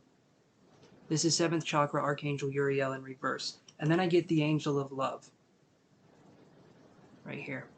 What I feel like is going to happen is something is going to happen with that scholarship, but it's going to be something that's a positive thing. I don't feel like it's going to happen the way we're thinking. Something feels, and maybe it still happens, but maybe, yeah, because this card here.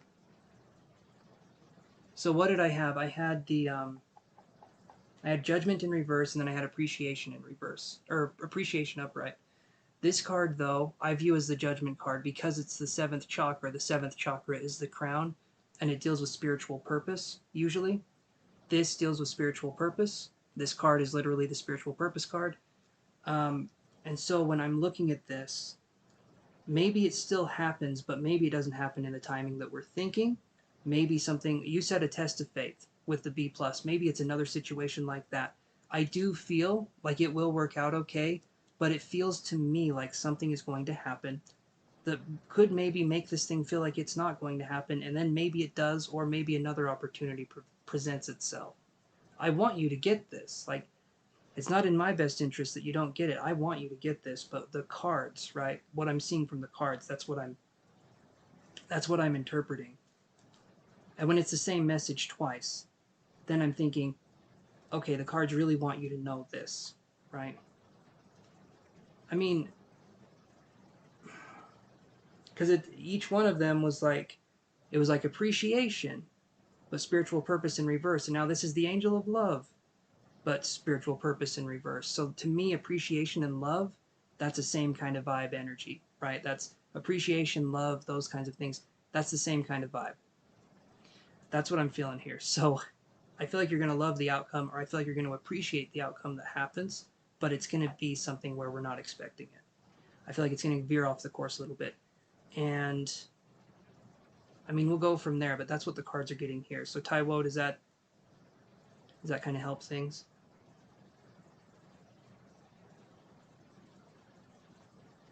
Again, not saying it won't happen. I'm just saying maybe it happens differently. Maybe it's a little later. Maybe, go for it, my friend. Go for it. Again, yeah, I'm not saying it won't happen. I'm just saying maybe it'll take a little bit longer. Maybe something will happen. I know it's Mercury in retrograde now. I don't know when you're getting the results, but things are messed up right now on a communication level. Things are just kind of messed up. My stream's been crapping out when I'm doing my lives. They never do. Things have been happening with the internet, with different things, and so there just could be some wires crossed, maybe, if it's coming up here in a minute. I don't know. But do you have another question, Taiwo? But keep meditating, keep doing your part, because I don't get bad energy from that question. I don't feel like it's a no, but it feels like, yeah. I will get the results, I think, in November, December. Okay, okay. That is a long time to wait. Wow, that is a long time to wait.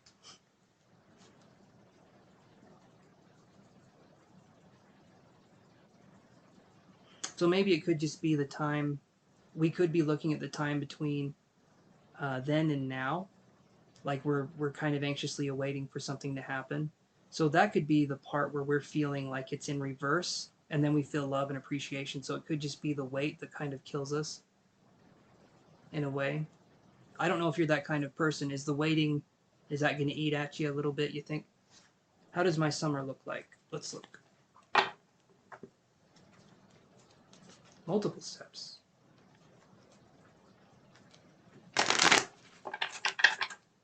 Let's look at how the summer looks like.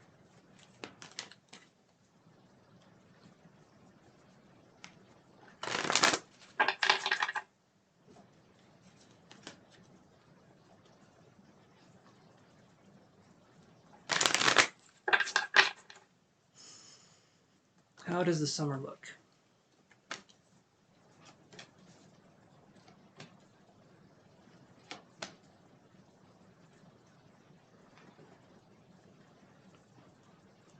So I'm getting this.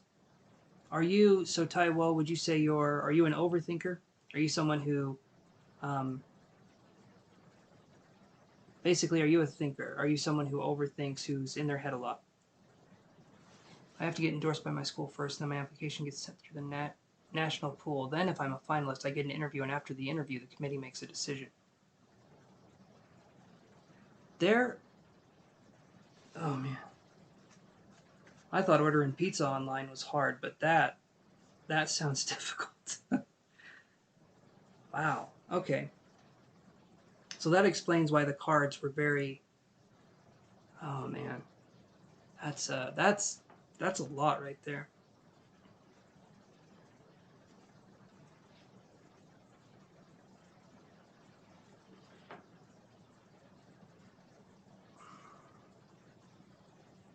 Well, then the message we got where things could happen, but it might not be the way we're thinking, or maybe it takes them longer to make a decision with you, or maybe, you know, I do feel like, yeah, the meditation's going to help a lot. The meditation's going to help a lot. So I'm feeling like this summer to me, I'm feeling like is going to be kind of a journey where we're going inward more than we are outward. If I look at because we have journey in reverse, so I don't feel like we're going to be doing an external journey as much. I feel like we'll still have events, we'll still have things we do, but I do feel like this will be a summer of kind of more introspection, kind of understanding where we are and what we want. Um, Maybe even kind of looking at things because I get these two cards. I get the Magician in the Mirror in reverse, and then I get the Door to Value, right? So this is what I'm seeing here, the Magician in the Mirror. So when it comes to your manifestation meditation, right? I love saying that, by the way. It could be the B plus because that's what I was tending to get. So I would say give it some time, and all you can do is give it some time. But I'm going to ask you this here. So when we're talking about manifestation, Tai, hopefully I'm saying your name right. When we're talking about that, when you say manifestation meditation, what is that? Can you describe that to me? I'm curious your process when you say manifestation meditation.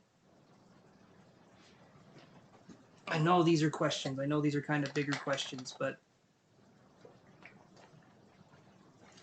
I'm interested. Who's a good buddy? Who's a good buddy? Yeah, yeah, yeah, yeah. You're a good buddy.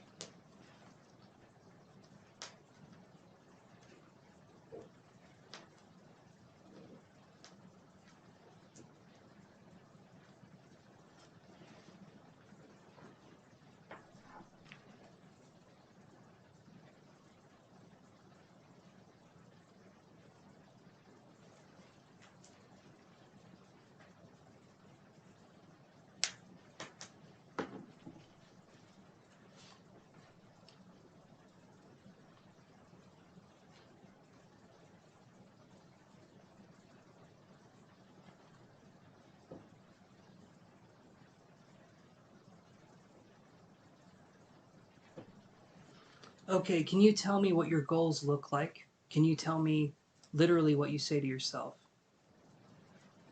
When you're affirming your goals, can you tell me that?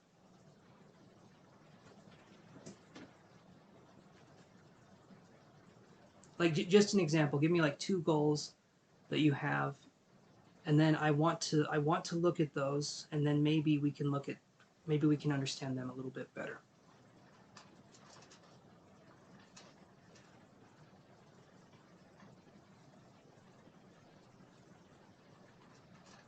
Gratitude is always a good step. Intention plus emotion equals actualization, I do feel like. But we have to discuss if the intention is, do you know what I mean? I want to read these statements that this person has so that I can understand.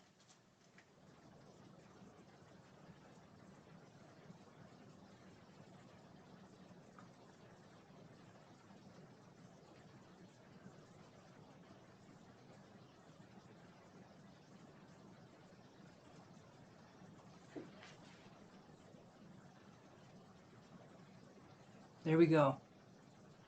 There we go. Okay, perfect. Perfect. Okay, so people that are watching this now in the chat right here, how Taiwo's doing this is really good. So he says, I affirm that I, Taiwo, I don't know how to say your name. I am so sorry. I am a 2022 Rhodes Scholar from New Jersey. So he's using I am statements instead of I want or I have statements. So right there, that's really good. That's a really good way to manifest because you're using I am, not I want. Or so that's really good. I affirm with an MPP and MBA as a perfect. Okay. So I can't when it comes to that, you're using I am statements instead of I want statements. That's perfect. Attaching the positive emotion is good too. Doing these kinds of rituals during certain phases of the moon is also really recommended. But right there, you already have it, right? And I appreciate you writing those down for me. That was awesome. Thank you. I know that was probably a lot to type, but that was really good. And that's exactly where you want to come from. I want statements are similar to if you're wanting $1 million, what you do is you imagine, you have the $1 million, right? By stating over and over again, I want $1 million, you attract more situations to you where you're wishing that you had $1 million because you're wanting it, not because you already have it. So that's something that Taiwo is doing right. That's what you want to do. Okay, so I'm feeling like the best thing for you, Taiwo. I'm going to ask you this now, my friend. Okay. So, would you want to step this up to the next level, so to speak? Would you want to have some tips and tricks on this to kind of step it up? And thank you everyone for being patient with my readings. I know I take a long time. I try to address everything as thoroughly as I can. I will not leave until I answer everyone's questions. Okay, Taiwo. Okay, perfect. You're enthusiastic. I love the enthusiasm. Okay, so this one is going to be hard because me and you, okay, this one's going to be hard because me and you, we're overthinkers, okay? And what happens when we overthink is that we create the intention. You want to be the Oxford, you want to have the scholarship. You are a graduate. You're doing that right. But if you're stating it over and over and over and over again multiple times a day, that's going to make it so that it never gets sent out to the universe because you keep redoing it over and over again. So by you doing it over and over again, it's saying to the universe that you're not confident that it's going to happen. It's the equivalent of talking to someone on the phone and you just keep saying hello, hello, hello, even though they're talking, but you just keep saying hello, hello. And so there can be kind of a desperation there attached to the result. When we attach positive feelings to it and then we let it go, or we do a ritual and then we let it go, that gives it time to fly. Otherwise, we keep recalling it and we keep sending it back out. It's kind of like we call the plane back and then we send it back out. But the plane never gets to land at the other destination. It keeps coming back into our hangar and then it keeps leaving because we keep calling it back. Does that make sense? Hopefully that makes sense.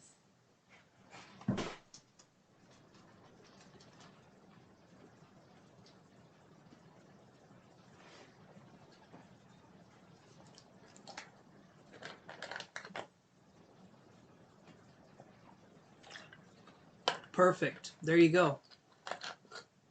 You're doing some good research, my friend. But we have to let it go. Perfect. So we have to let it go or else the intention can't manifest. Right? It's paradoxical. I know it's paradoxical. We want something very badly. And we feel like if we keep I read something like that called overindulgence. Okay, perfect. So you understand the concept I'm talking about. Right? Because this right here, instead of overindulging, we need just a sample. We need just a sample bite of what this is. When we put our good feelings on it, when we put our intention on it, when we do spell work, when we do rituals, whatever we choose to do, when we put that on, we send it out, and then we kind of forget about it. We allow it to manifest. If we plant a seed in the water, or if If we plant a seed in the earth, and we want that seed to grow really, really quickly, and we just keep watering it over and over again, and we just keep watering it, we just keep watering it, that seed will never sprout. We killed the seed. Hopefully that brings it into more clarity for everyone else too. We need to allow time for things to breathe. We need to allow time for things to happen. The universe orchestrates itself, but by having these continual thoughts of, I am this, I am that, which is good, you're doing that part right, but by having them be continual, we're overwatering or overindulging. So, yeah, hopefully that makes sense.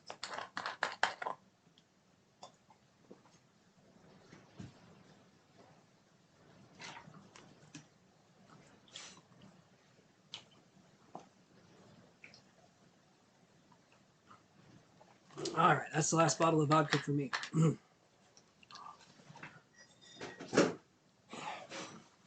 I'm just kidding, guys. It's clear beer, of course. All right, so that's going to be my advice. What your summer will look like. Let's look at that. I want to tell you why I talked about that, though. That'll be the last thing on this question.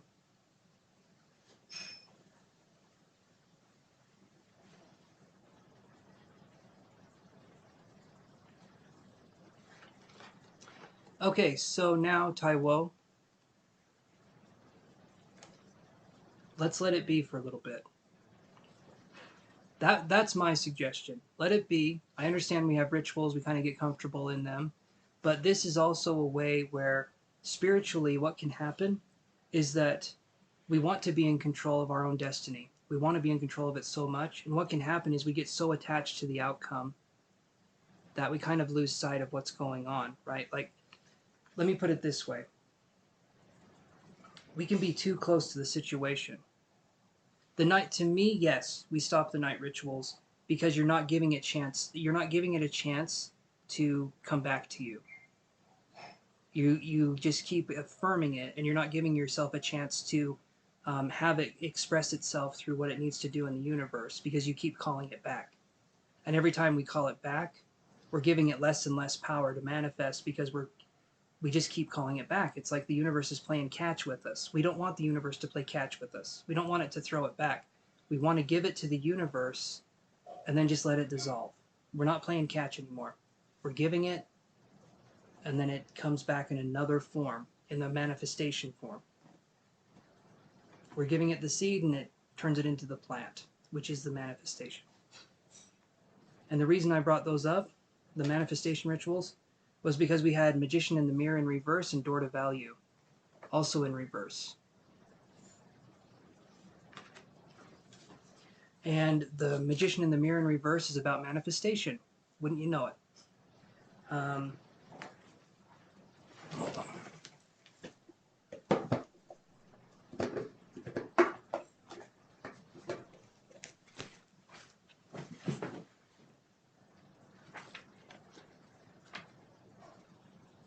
Give me 1 second here. Well, it says right here, so the Magician in the Mirror in reverse is knowing and using your true power, which to me is about manifestation. True power, manifestation, that's what humans can do.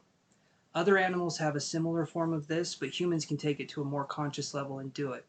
You know, the spider doesn't, well, there's other spiders, but the spider doesn't go out and hunt the fly. The fly comes to the spider. There are spiders that do hunt the fly. But the fly comes to the spider. The spider makes the web, and the spider trusts that the fly is going to come in and it's going to eat that night. Likewise with the universe, we send out our thought, and we feel like we're going to eat that night. We have to be like the spider, very calm. Very, like, calm until they, you know, get your juices kind of a thing. But that's what I'm talking about. Okay, so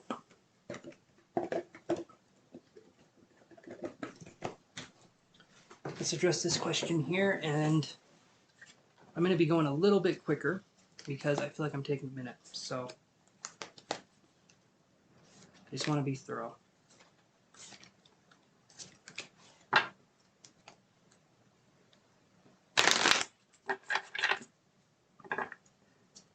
So hopefully that's making sense, Taiwo. But You're free to do whatever it is you want to do. I don't want to feel like you have to. If it resonates with you, what I'm saying, try it out. If it doesn't, then disregard it.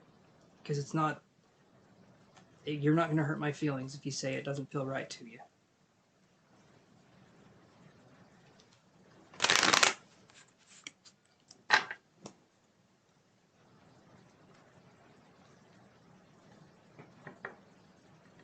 Oh, man. That one right there, question 3, that is my favorite.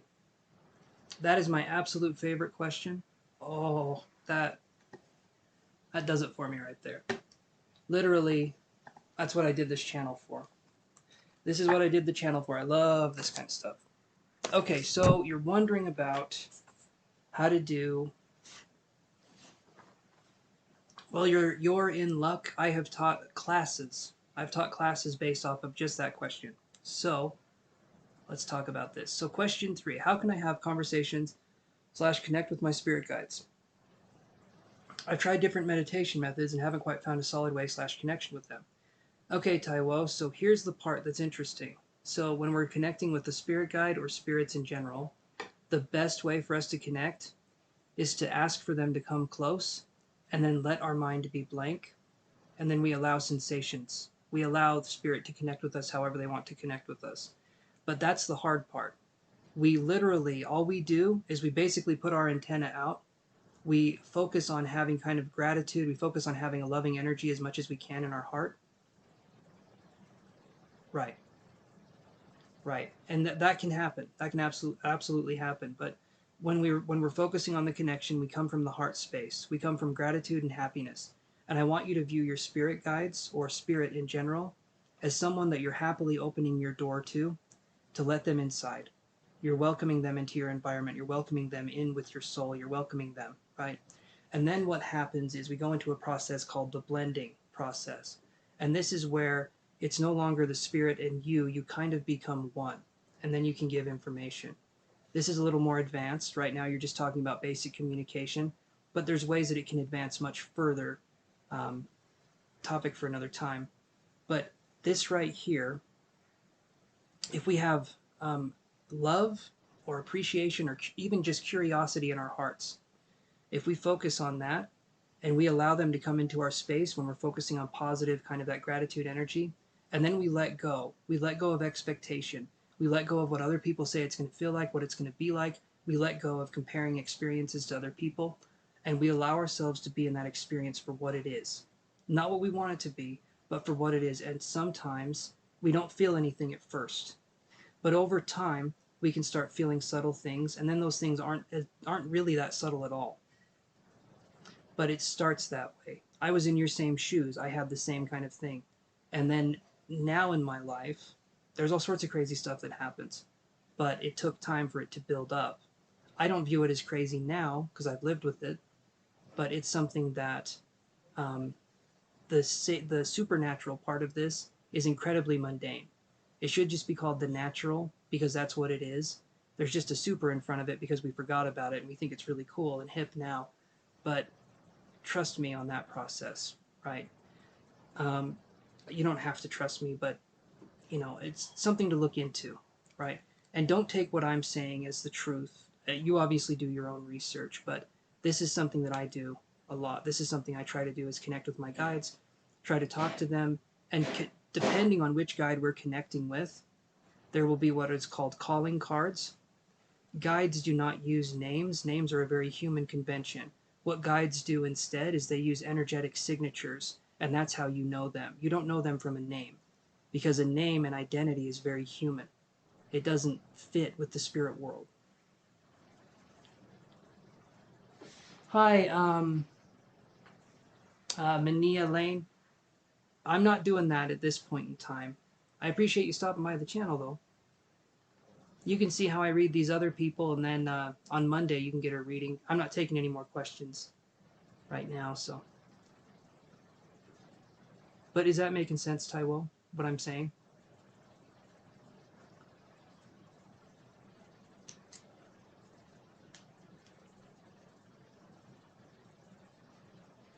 You're welcome. I just wanted to be upfront with you.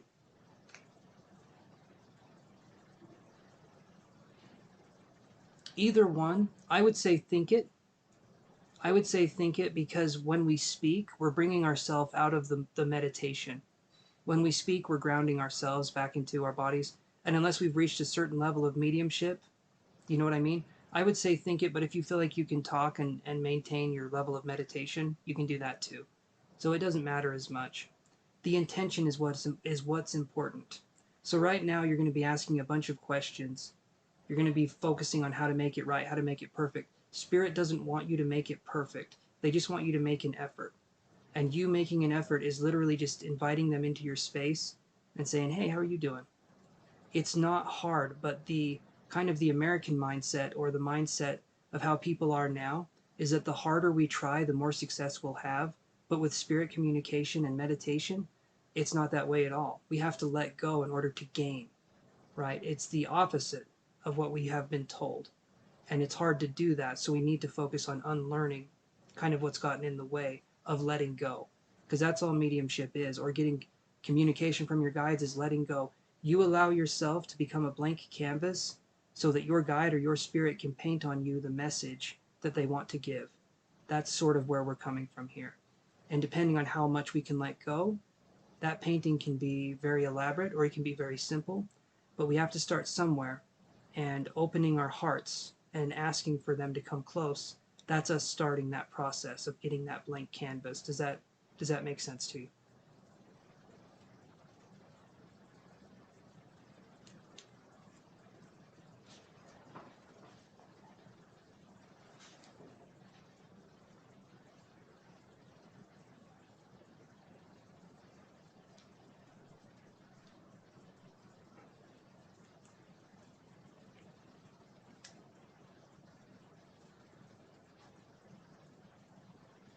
I know it sounds very simple what I'm suggesting. I do know that. So I'll give you another bit of information, and then good intent. Um, you can post your question. I want you to, Taiwo, during this process, just do me this favor, okay? Go into this. If for some reason it's hard for you to feel love, it's hard for you to feel the positive energy sometimes, what we can do instead is we can focus on curiosity and open-mindedness with the spirit world, and not trying to restrict how they come through. So don't expect them to come through a certain way. Allow all possible avenues to be something that the spirit can explore with you, and then you're more likely to get a message. But if we try to say, I only want a clairvoyant message, I only want to see something in my mind's eye, I don't want to hear anything, I don't want to feel anything, we're blocking off information. So let spirit come to you however they want to, and let yourself express that however feels comfortable for you. But that's the main part, right?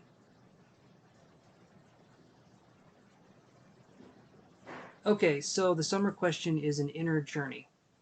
That's what I feel the summer question is going to be. It's going to be an inner journey. Instead of going without, like going out into the world more, I feel like we're going to go within and we're going to be finding things out about ourselves. Like a lot of stuff. Kind of, there could be some moments that are difficult, there could be some moments that are ecstatic, but that's what I'm feeling is going to be for you for the summer. It's going to be an experiencing, it's going to be a life experiencing summer. How would you say this? I'm trying to figure out how to word this.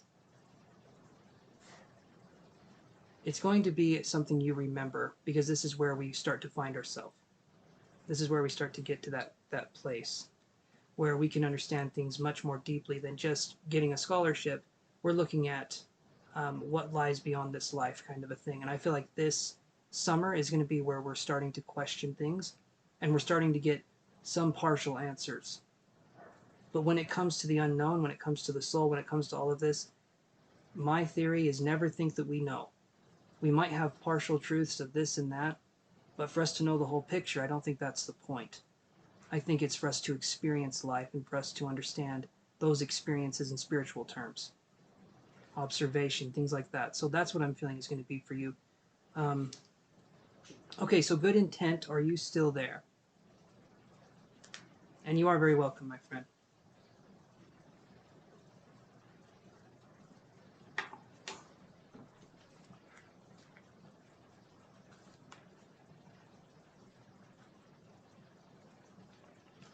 I do know I take a minute.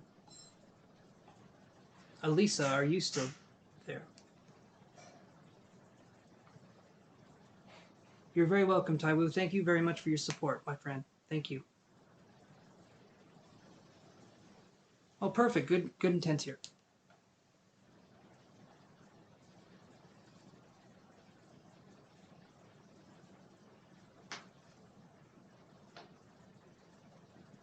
Oh, it's on the clock? Perfect. Okay, both of you guys are here. So, good intent came back.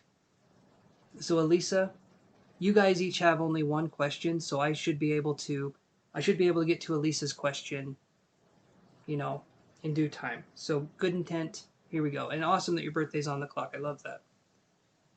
Hello, I've been experiencing visits in my dreams from the same person. Can you tell me what this person is looking for? Oh, thank you, Taiwo. Thank you, my friend. Love it. Okay, so here's something that's really weird. I'm just going to go off on this. Did you know there is a. No, now's not the time. Okay. Sorry. Talking about dream visits, there's this subconscious amalgamation of, of a person that people see in their dreams, and a lot of people see the same person. And it's really weird. They have no idea who this person is, and the person never says anything to them. But my B day too, it's on a Wednesday. Awesome. Awesome. I love that. B days all around. Anyway, that was interesting, but let me go into this right here. So, what are they looking for? So, I'm going to ask you this good intent. Okay.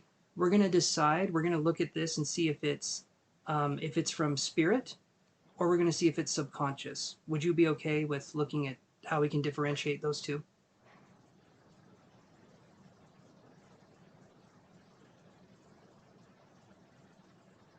And by the way, thank you guys for waiting. I really appreciate it. I try to spend my time with you guys, and I know I can take a while.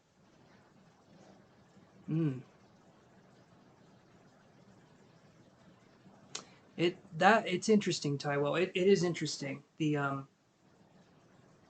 mean, it's not for here to discuss. It's just fascinating how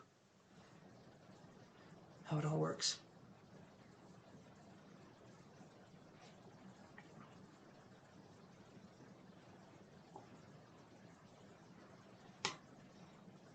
You didn't know him before he crossed over. Okay, so I'm gonna do this. So we may not have known them before they crossed over. There could be messages coming in from this person, but in order to see if there's messages or not, we have to ask a couple questions. So the first one is when you have a dream with this person, what are they doing? Can you tell me what this person's doing in your dream?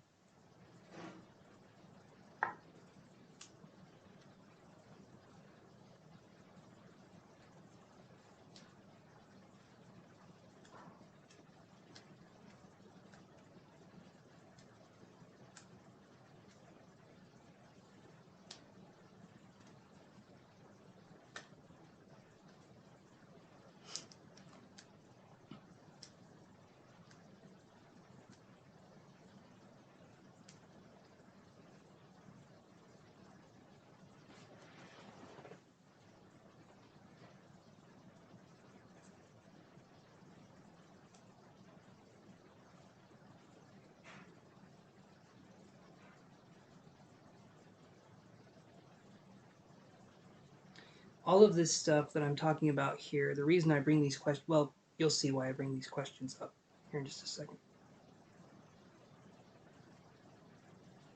Because when we're talking about the subconscious versus an actual spiritual message, there's something that one does that the other doesn't, and you usually can tell if it's from the subconscious or if it's from something else.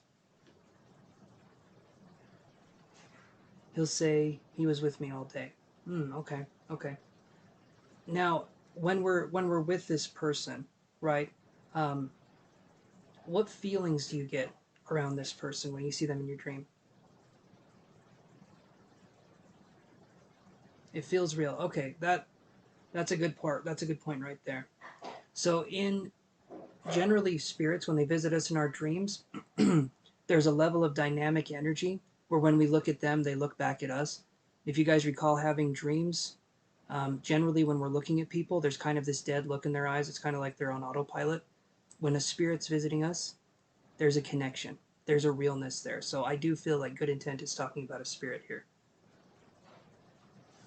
Because they'll feel dynamic and they'll feel alive, if that makes any sense. Like you're not controlling them with your thoughts to do something. It's kind of like they're aware of their own. Okay.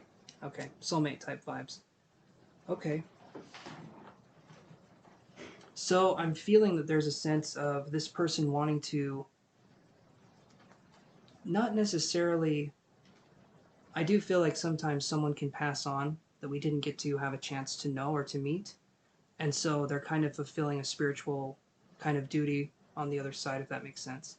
Hey, Regina. So there can be a feeling. So if you feel like these soulmate vibes, this could be someone we had a past life connection to, right? And they're still here now to give us a sense of protection or security. Like they're here to say, um, he kind of looks like you as well. Okay, see, that's interesting too. That's interesting too. So there can be a connection here. And what here's the part that can get kind of crazy. They they can either be they can either be our soulmate, right? Or they could literally be us from the past in a different body, too. I do believe there can be stuff like that. The soul experiences itself very differently than what we would normally consider. At least this is what I believe, this is what I feel. And so there can be some past life tendencies. There can be a tendency to know someone really well when we haven't really known them, maybe because we were either connected to them or, yes, he says he's working really hard. Okay, so that to me is what's going on. This person is probably checking in with you, seeing that you're okay, and visiting you. I feel like there's a connection here that you guys had before in another life, but in this life you didn't get to experience. Other spirits come and say he's currently working, but he is still watching you. Okay, okay. So that to me feels like it's a protection kind of thing. So this person is coming in to help protect you and see that your interests are kept safe. See that yourself is kept safe. So that's what I'm feeling from this energy. And psychically, when we dream, then that gives us a sense of like things are okay. We're feeling protected. We're feeling watched. We're feeling taken care of.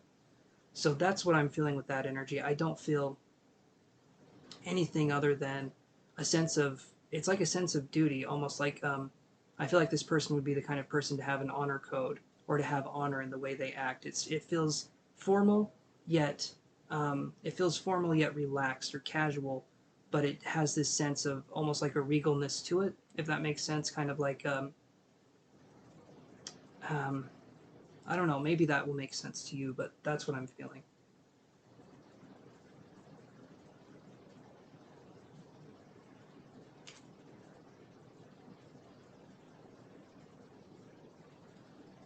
He told me we wouldn't have met in this life because of his fame. That could make sense. That could make sense. So to me, it sounds like there could be something with you. I mean, a spirit, right? That's coming in, protecting, doing its thing. I would say keep giving it time, and it sounds like things are going. It sounds like things are going good, honestly. Um, but you say you feel comfortable. You say things are okay. I don't see anything wrong with that. It's if you started feeling like you weren't safe, or you started feeling um, like scared, right? Then I would say something's up. But in this scenario, I feel like this is good vibes, and I feel like it's just like a protector spirit. So not necessarily there to tell you anything or to reveal anything to you, but to sort of watch how your life unfolds moving forward, if that makes sense. That's what I'm seeing. I feel like the spirit's kind of an observer, and it goes really far. It feels so real. So I do feel like there could be a connection there then, and it sounds like you're astral projecting a little bit too. So I feel like this spirit is, as long as you feel safe, right? As long as you feel safe and things are okay, that's fine. As soon as you don't feel that way anymore, something's up. But as long as you feel safe, I say it's okay. Just trust your gut, listen to your feelings, which it sounds like you're doing. Um, and yeah, I don't see that as a bad thing at all. Not that you said it was bad. I'm just saying I don't. I see it as a positive interaction.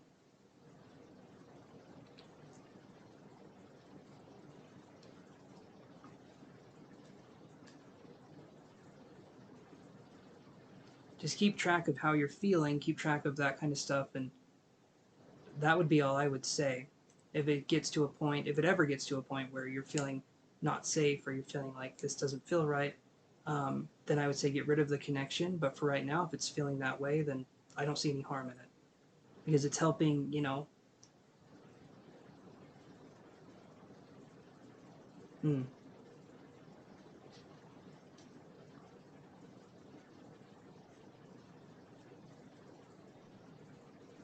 I would say with this kind of energy here, this thing that's going on, I would say start asking this spirit some questions.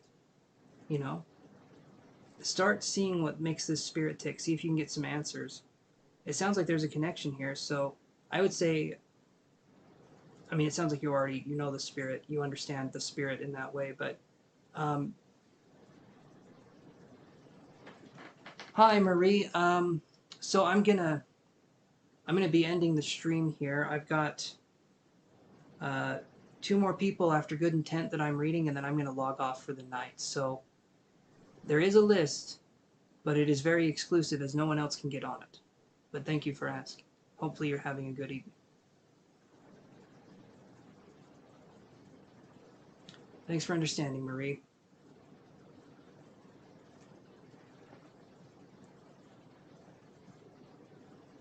But, you know, like I said, ask specific questions like ask like what do you do for me? What is something that you do? The way you're talking with me, if you can have a dream and ask those questions, that's going to be something you can do with him too. And then kind of see what the response is, because that's going to be a way that can help increase your intuition as well, because you're communicating with the spirit already, but it's going to guide your intuition further when we can ask questions and when we can get answers and when we can be in that space. So ask him directly kind of what's going on and see kind of what happens there. Does that help answer your question, Good Intent?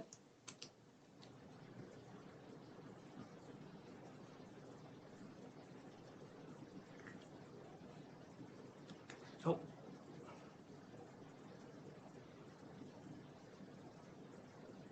until Monday then, yeah, until Monday. Monday at 8 p.m. Mountain Standard Time. Another thing, I had a dream and I was standing with him and a Egyptian god named Anubis. I don't know what's going on. Okay, so Anubis is the god of, I know this one. Is it death? I can't remember. Let me look.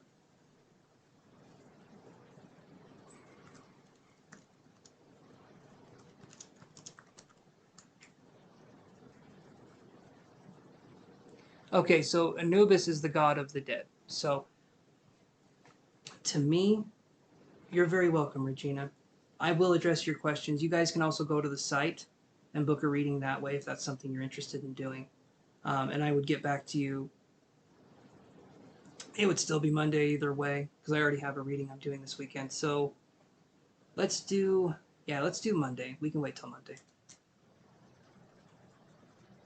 So the god of the dead would be showing transformation. If you're with this person who is with Anubis, the god of the dead, to me that is saying there's going to be a transformational experience that's coming up in your life.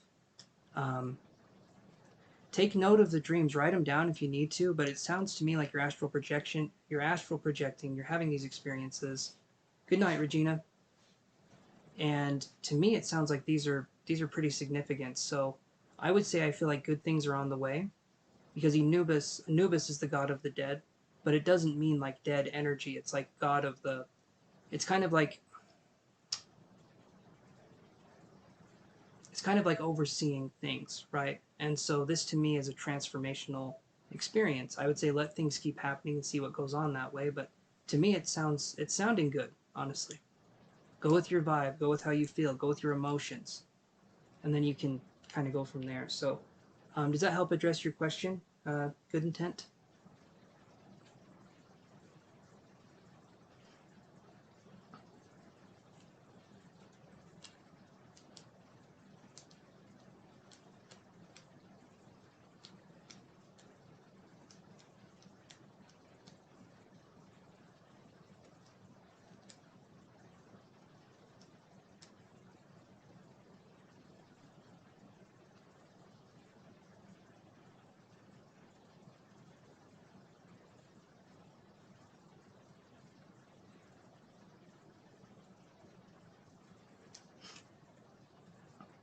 I'm thinking I'm going to go on to Elisa's question here.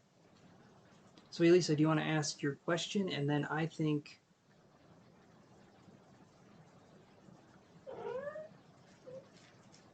You're very welcome, Good Intent. Very, very welcome.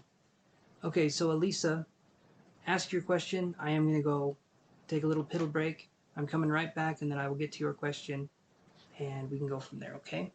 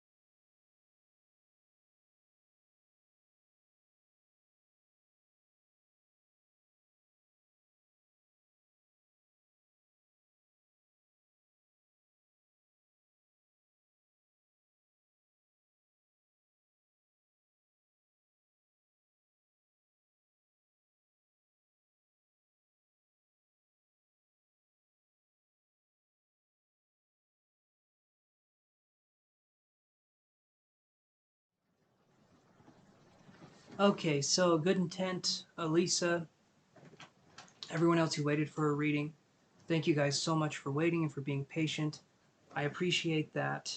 I really do, because there's a lot of people that get impatient, and I just appreciate having that energy here where we kind of let things happen, right? We wait patiently for our turns, and sometimes you're waiting incredibly patiently, and I just appreciate that, so I'm just going to lead with that. And let's look at this question here. So, is Tommaso falling in love with me? We just started dating, sort of. We were friends for a while. Things are progressing slowly, and I'm feeling a lot for him. Thank you. Okay, let's look.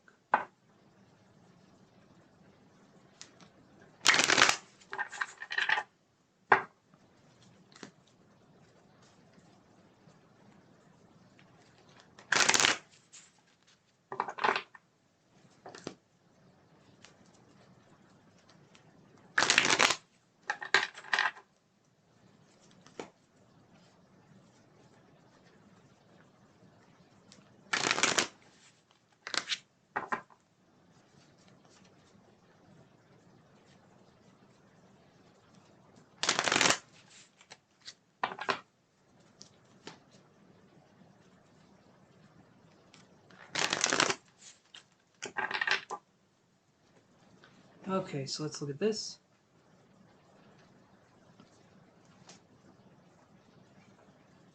So this is the card I get here.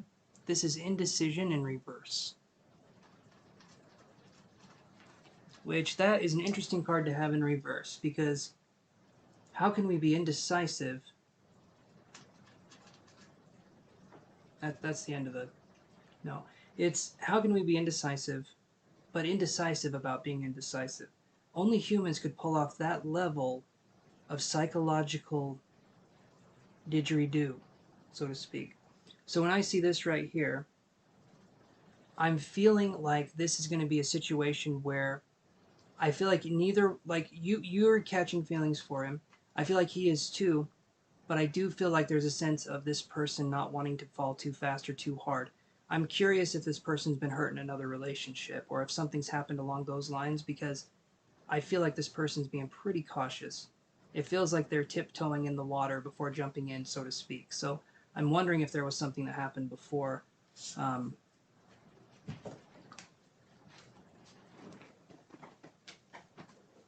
Good boy. Who's a good boy? I'm petting my cat, by the way. I'm not calling myself a good boy off screen, just so you guys know. Because that does seem like something I would do, but I promise I'm not.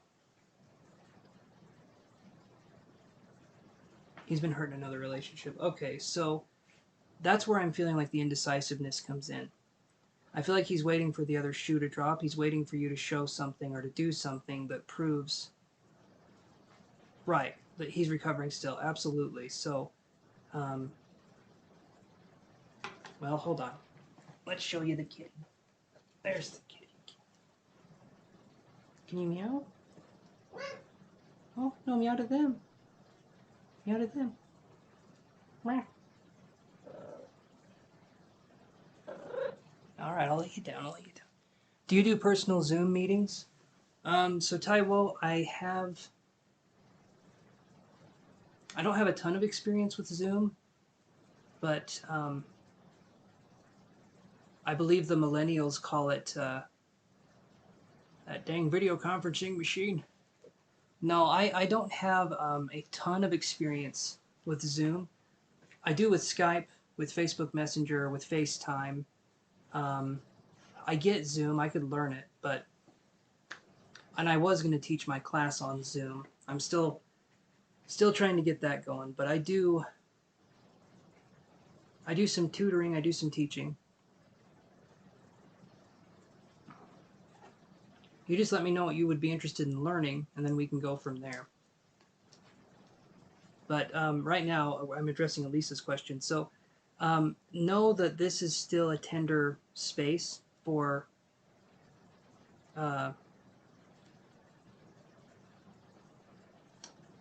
it's a tender space for this person, and the best thing you can do is kind of let things progress gradually. Hopefully there is a sense of things progressing, right? You said they're going slowly. Hopefully he's making an effort to show you that he cares. I'm hoping that's what's going on in the relationship, and it's not just you putting yourself out there over and over again. All right, Taiwo, thank you, my friend.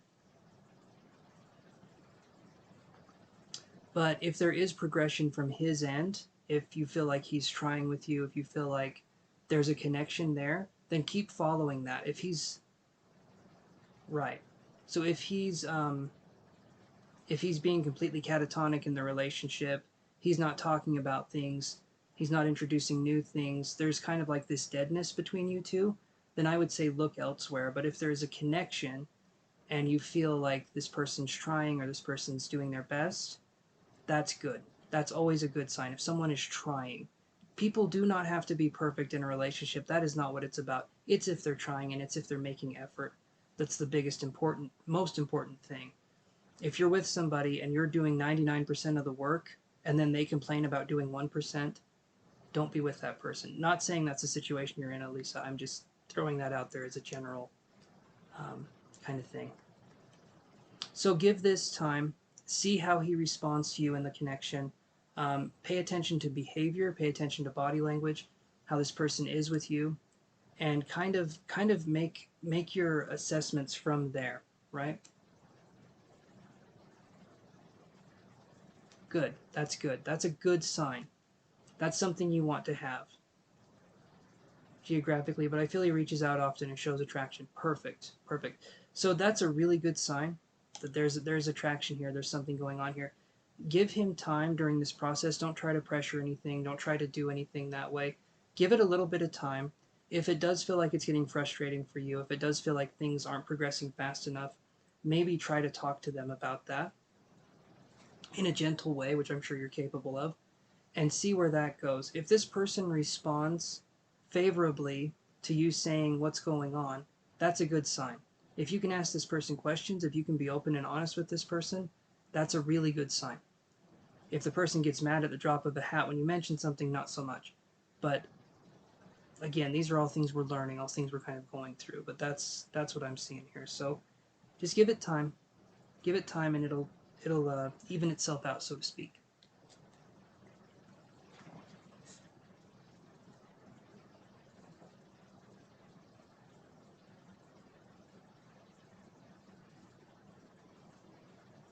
There you go. I want you to give it time, Elisa, right? Give it time. Take time, do what you need to do. He does what he needs to do. But I'm going to say this. If it does feel like it's going too slow, don't wait for him either. If it feels like it's going to the point that nothing's progressing, don't wait in that scenario either. Again, not saying that's what's happening, but sometimes we tend to wait and wait and wait, and then nothing comes of it. But if you feel like there's progression, that's good. That's a good sign. And if he's reaching out, he's showing a track. Perfect. So you are very welcome, Elisa. Thank you again for being patient and for the donation on the channel. I really do appreciate that. Okay, so we are on to the mod herself, the one, the only Liz. Well, Liz. We'll just say Liz. The one and only Liz. So, Liz, if you want to go ahead with your question, I would say go for it.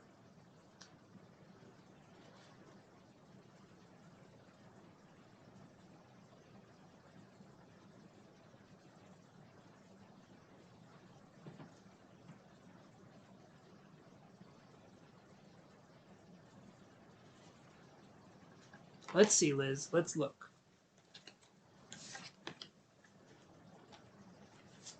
So Libra and I have talked a lot today. I'm wondering how he feels about me after our conversations. I want to know if anything has changed.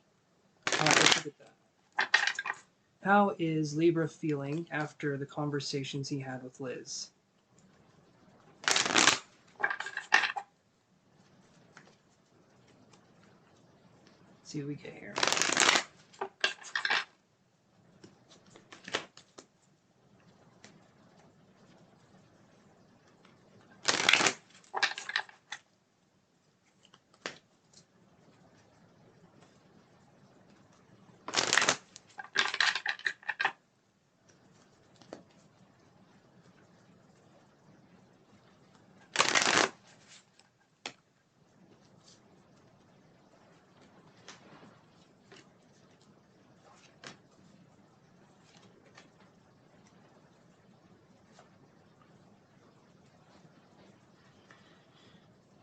Okay, so the first thing I get here, I get these cards. So I get victory in reverse, but I'll explain that to you in a second. I get contract, and then I get yin yang. So, Liz, I'm going to say this right now. The conversation that you had with this person, is it a conversation of like, I'm reaching out trying to help you? Is that kind of what this is? I'm curious with the connection. Is it kind of like, is it sort of a dating friend thing, or is it more of just like you're giving advice, you're talking to this person? I'm curious where this is based right here. Because, well, I'll wait until you respond and then we can go.